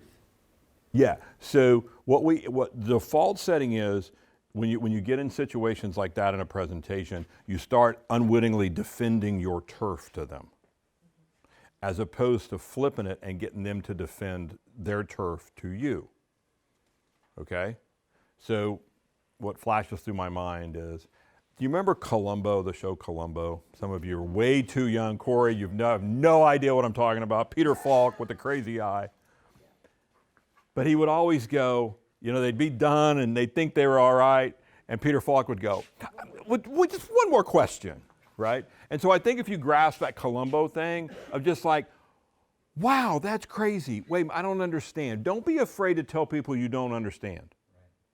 Just go, that's interesting. Explain that to me. And what you'll start to discover is most of the things they throw at you, totally indefensible. That's stay into curiosity. Yeah. Jane. I mean, you look at law number 2, control. That one right there. If you just explain that. Yeah. My job's to put you in control. Here's how we do it. And then you can even frame it with business owners like it's the same. Is it the same in your business? I mean, isn't it about you being in control of the process, the manufacturing process, the pricing process? Isn't that it? Well, it's the same thing over here. I did discover, and it's not one of the laws, but I did discover that if you could draw analogies with people's own businesses, they kind of got it. It's like, well, look, this isn't any different, really. It's a product. We have to position it just like you position your products every day. Now, it's a big ticket product, but how would you position something like this in your business and get them to tell you? And then it's like, well, isn't that crazy? That's the same thing we need to do here. I had a car guy once that he had a floor plan. This did not lead to a successful listing, I'll tell you as I tell you the story. He had this floor plan that like nobody wanted. It's the Gerald Simpkins 4-level split. Nobody wants it. One guy built them all over town, and people that live in them would always say, the best part of this floor plan is you never have to go up and down more than 4 steps. And the worst part of the floor plan is you always got to go up and down 4 steps. So he has one of these houses, has this god-awful brown Arkansas rock on the front. He hasn't done anything to it. He was a car guy. And he's like, I need you to get me this. Well, the only people that ever bought those houses in Springfield market. Started out looking for a walkout basement house. If they couldn't find one or couldn't afford it, their next level was an in-ground basement house. And then if they couldn't find any of those, they would default to this Gerald Simpkins 4-level split thing. And then even worse than that was the split foyers. You guys have any of those? Like nobody wants that thing. Like when you walk in the front door and you immediately have to make a decision, am I going up or down? At least he didn't have that. So we're talking about this and he's like, you don't understand. In my business, our saying is there's an ass for every seat. You just got to go find the guy that loves my house. And I'm sitting there and I'm like, remember Yugos? The car, the Russian car, like the disposable car with the plastic bumpers? I go, question. You ever trade for a Yugo? He goes, yeah. I go, how do you sell a Yugo? He goes, well. I go, what do you do with a car on your lot that nobody wants? Do you like move it around a lot so people think you just traded for it? He goes, actually, that is what we do. I got a bunch of friends that are car dealers, right? And so I go, well, but what do you do with a Yugo? He goes, man, nobody wants a Yugo. Nobody comes in looking for, I go, I know, it's crazy, isn't it? So how do you get rid of a Yugo? Isn't it a price issue? Don't you just have to finally price a Yugo low enough to where somebody will take it? And he goes, well, yeah, if you're dealing with a Yugo. And I go, don't take this wrong. I said this. You're living in a Yugo. Nobody sets out and wants one of these. I'm sorry. It's a price item. I didn't get the listing, but I got lots of good, weird stories like that. Hey, what does Wayne do an unbelievable job of? It's also one of my favorite, there's a lot of things I love about Jeff, but it's one of the things that Jeff does really well. What has he constantly done this whole time? What? Telling stories. Communicate, telling stories. He's a storyteller, right? Yes. That's our role. Life is about stories. People want to hear stories. We've talked a lot over the last 2 years about creating an experience. And so whenever you're sitting with sellers, when you're with your buyers, we have to develop this. You don't have to be as good as them. You don't have to, but remember that you're telling a story. You're creating this experience so that people remember you. All these things, man, there's 100 great things in here, but the reality is probably none of them are new. But the way that he tells them are so memorable. The way that just the experience that he's creating, we're able to learn. And so we've got to adapt. When you talk about being a trusted advisor, I mean, sharpening the saw, these are the things that we have to work on. We have to internalize those things. We have to create our processes, create our listing conversations and our buyer conversations.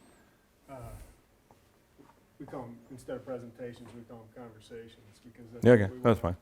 That's what we want to. I can change the slides. That's okay. But that's what he does, and so I appreciate that. Jeff does a phenomenal job with that, and it's probably one of the reasons he's such a good agent. No, I just think sometimes all the information gets overwhelming, and really all we'd have to do is pick something that we like and get excited about it. If we get excited about it, then we get comfortable with it, and it becomes our thing. Why are you laughing? Well, it reminds me of stories. You ever have one of those listings? You walk out and you go, oh God, what have I done? Oh, yeah. Right? You ever had that? You're just like, why'd I do this? This isn't going to sell. I need to go back in there right now and tell them, wait a minute, I've totally screwed this up. It's not going to sell. I had that experience multiple times. Better experience was one night I got to where I was trying to position all of my my quest in life has always been to just like have a lot of free time.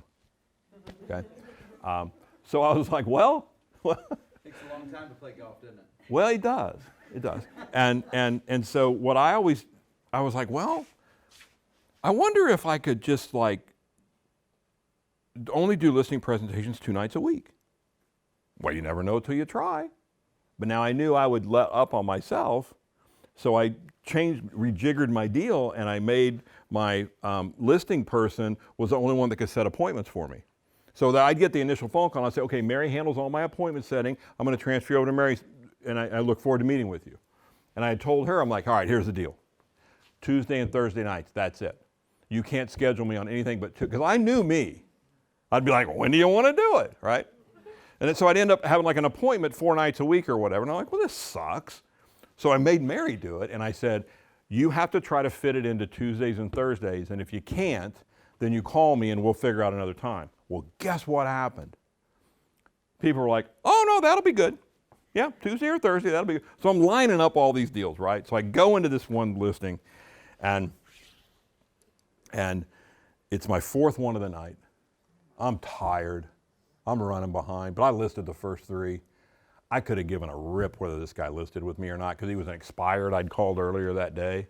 And I dropped off the packet and looked at it, and it was like avocado appliances and horrible shag, and it smelled like smoke. So I walked in and I said, and I had some Mike Ferry questions I used back then. Would you be willing to drop the price in order to sell your house? No. Would you be willing to upgrade the condition in order to sell your house? No. Would you be willing to offer terms? No. I had a crappy agent. I want you to sell my house. And I looked at him and I go, you're not willing to drop your price? No, no, no, no. You're not willing to upgrade the condition? No, no, no, no, no. I go, thank you for your time. I really appreciate it. It's been a pleasure. Your house isn't going to sell. He goes, what do you mean? I go, if you're not willing to do what it takes, you're not in the market. You're just going to sit here and twist around. I said, I really appreciate it. He goes, well, wait, I had my book with me, you know. He goes, I want to know what you do to sell houses. And I looked at him, I go, it doesn't matter. Yours ain't selling, dude. It's not going to sell. And he goes, you're serious? I go, yeah, I'm done. Thank you so much. I walked out of that house, and it was like I was walking on clouds. I'm like, I finally did it. I finally walked out of a listing. Right? One thing I would challenge you guys to do in 2022, where do you store your real estate signs? Where do you store them? Garage? In the office. Like in your office? No, in a closet in the office. Take them out of the closet, put them in your office, stare at them every day, have the realization they ain't doing you any good in your office. Another thing, how many packets do you have ready to go? You guys use pre-listing packets? You have like pre-sale sheets, right?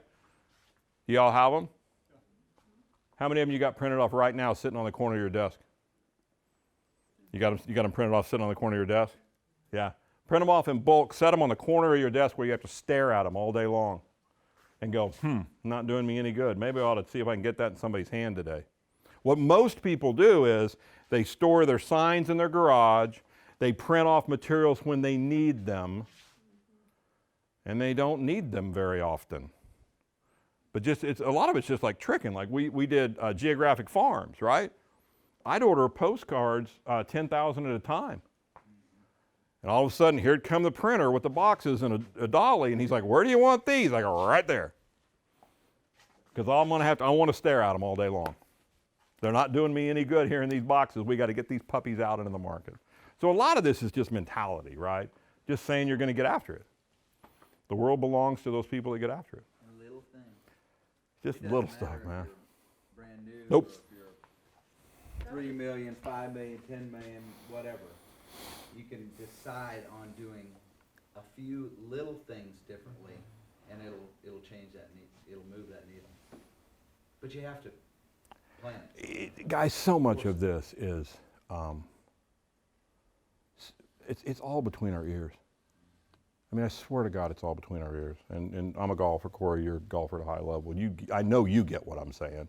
It's all between your ears. And you have to put things in place that spur you on, that build your confidence. I had a guy come walk into my office. If you came in my office, I had golf stuff everywhere in my office. Just like all my walls are full of golf crap.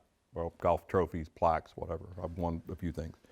And this guy comes in my office one day, and he stands there and he goes, is this like a frickin' shrine to yourself? And I go, and I downplayed it. I'm like, nah, man, I just didn't have any place else to put them. And then I really got to thinking about it, and I thought, yeah, kind of. Because every time I get worried or insecure or whatever, I mean, I do this to this day. I look around, I'm like, you've won some stuff. So just go do that again. In whatever, no, seriously, in whatever realm it is. You got it, because the world ended up, I mean, just heard about the testimony on Instagram yesterday. Did you all hear about that? The head of Instagram had to go testify. And they just barbecued the guy, I guess, about how it's set up to really shred your confidence and keep you sucked into Instagram and all that. You need that quiet time by yourself. You need those things that you look at every day to spur you on. Because what I know to be true is, if you've been successful in any endeavor in your life, then you can crush whatever else you want to. You just have to go back to that same place all the time. So for me, it's golf, right? So for me, it's golf. The other thing I would tell you, new book. I always have to leave you with a book. The High Five Habit, Mel Robbins. Now, yeah, well, go get the High Five Habit and do what she says to do, which is high five yourself in the mirror every morning. Stare at yourself and high five yourself. Sounds quirky, I know, it's weird, it works. Because the world is, huh? Just deal with it. You know, surprisingly, it doesn't leave one. It leaves one for a second and then it fades back away. And if you can try to put your hand in the same place every morning, because I do this every morning. And you no, seriously, I read the book. Here's what drives me crazy about people, and then I promise I'll shut up. My daughter, my youngest daughter, we have a family text message like a lot of people do. She sends us this picture of this book, and she goes, "Best book I've ever read. We all need to read this." I'm like, okay. Audible, right? Download. Double speed. I've told you that life hack before. I'm through the whole book in like a day and a half. She still hadn't finished it. My other daughter, she goes, "Okay, I'll go get it." The book. Never opened it. I'm like, you guys, come on. This is a game changer. So I looked at my youngest daughter. I go, "High five yourself yet?" And she goes, "Really?" I go, "Oh, we're going to read the book and we're not going to do what the lady says, but it's a game-changing book." I said, "Come on, high five yourself in the mirror." It's the weirdest freaking thing ever. It really is. It's weird. But I've always felt like where we are in the world today, in society, if you think this damn thing builds your confidence up, you're crazy. These things shred your confidence. Instagram, TikTok, bruh. How many of you, because we all get the report, right? You get the report that says your screen time was more or less, right, than last week. How many of you feel really good about yourself when it says your screen time went down? Raise your hand. When it goes down, yeah. How many of you feel crappy when it's up? I don't know, it just shows up on my phone. Maybe you have to be on the stupid thing too much and it just starts showing up, but it's a report. But it's like, get off of that. Go read more books. Or at least listen to more books. And if you're by yourself in your car, my life hack is I do listen to books at 1.7 to 2 times normal. And if you're alone, it's amazing what you can process. Mel Robbins' voice is too high. She comes off like a serious chipmunk, so it's like 1.7 for Mel Robbins. But a lot of people... If you'll push it, like if you'll listen to it for a while, like 3 times, and then go back down, Yeah. it becomes a lot easier. Yeah, it's just study more, because this whole stinking thing is in between our ears. Our inaction is in between our ears. Anyway, sorry. I'm on a tangent. Give him a high five. Nah, thank you guys. Appreciate it.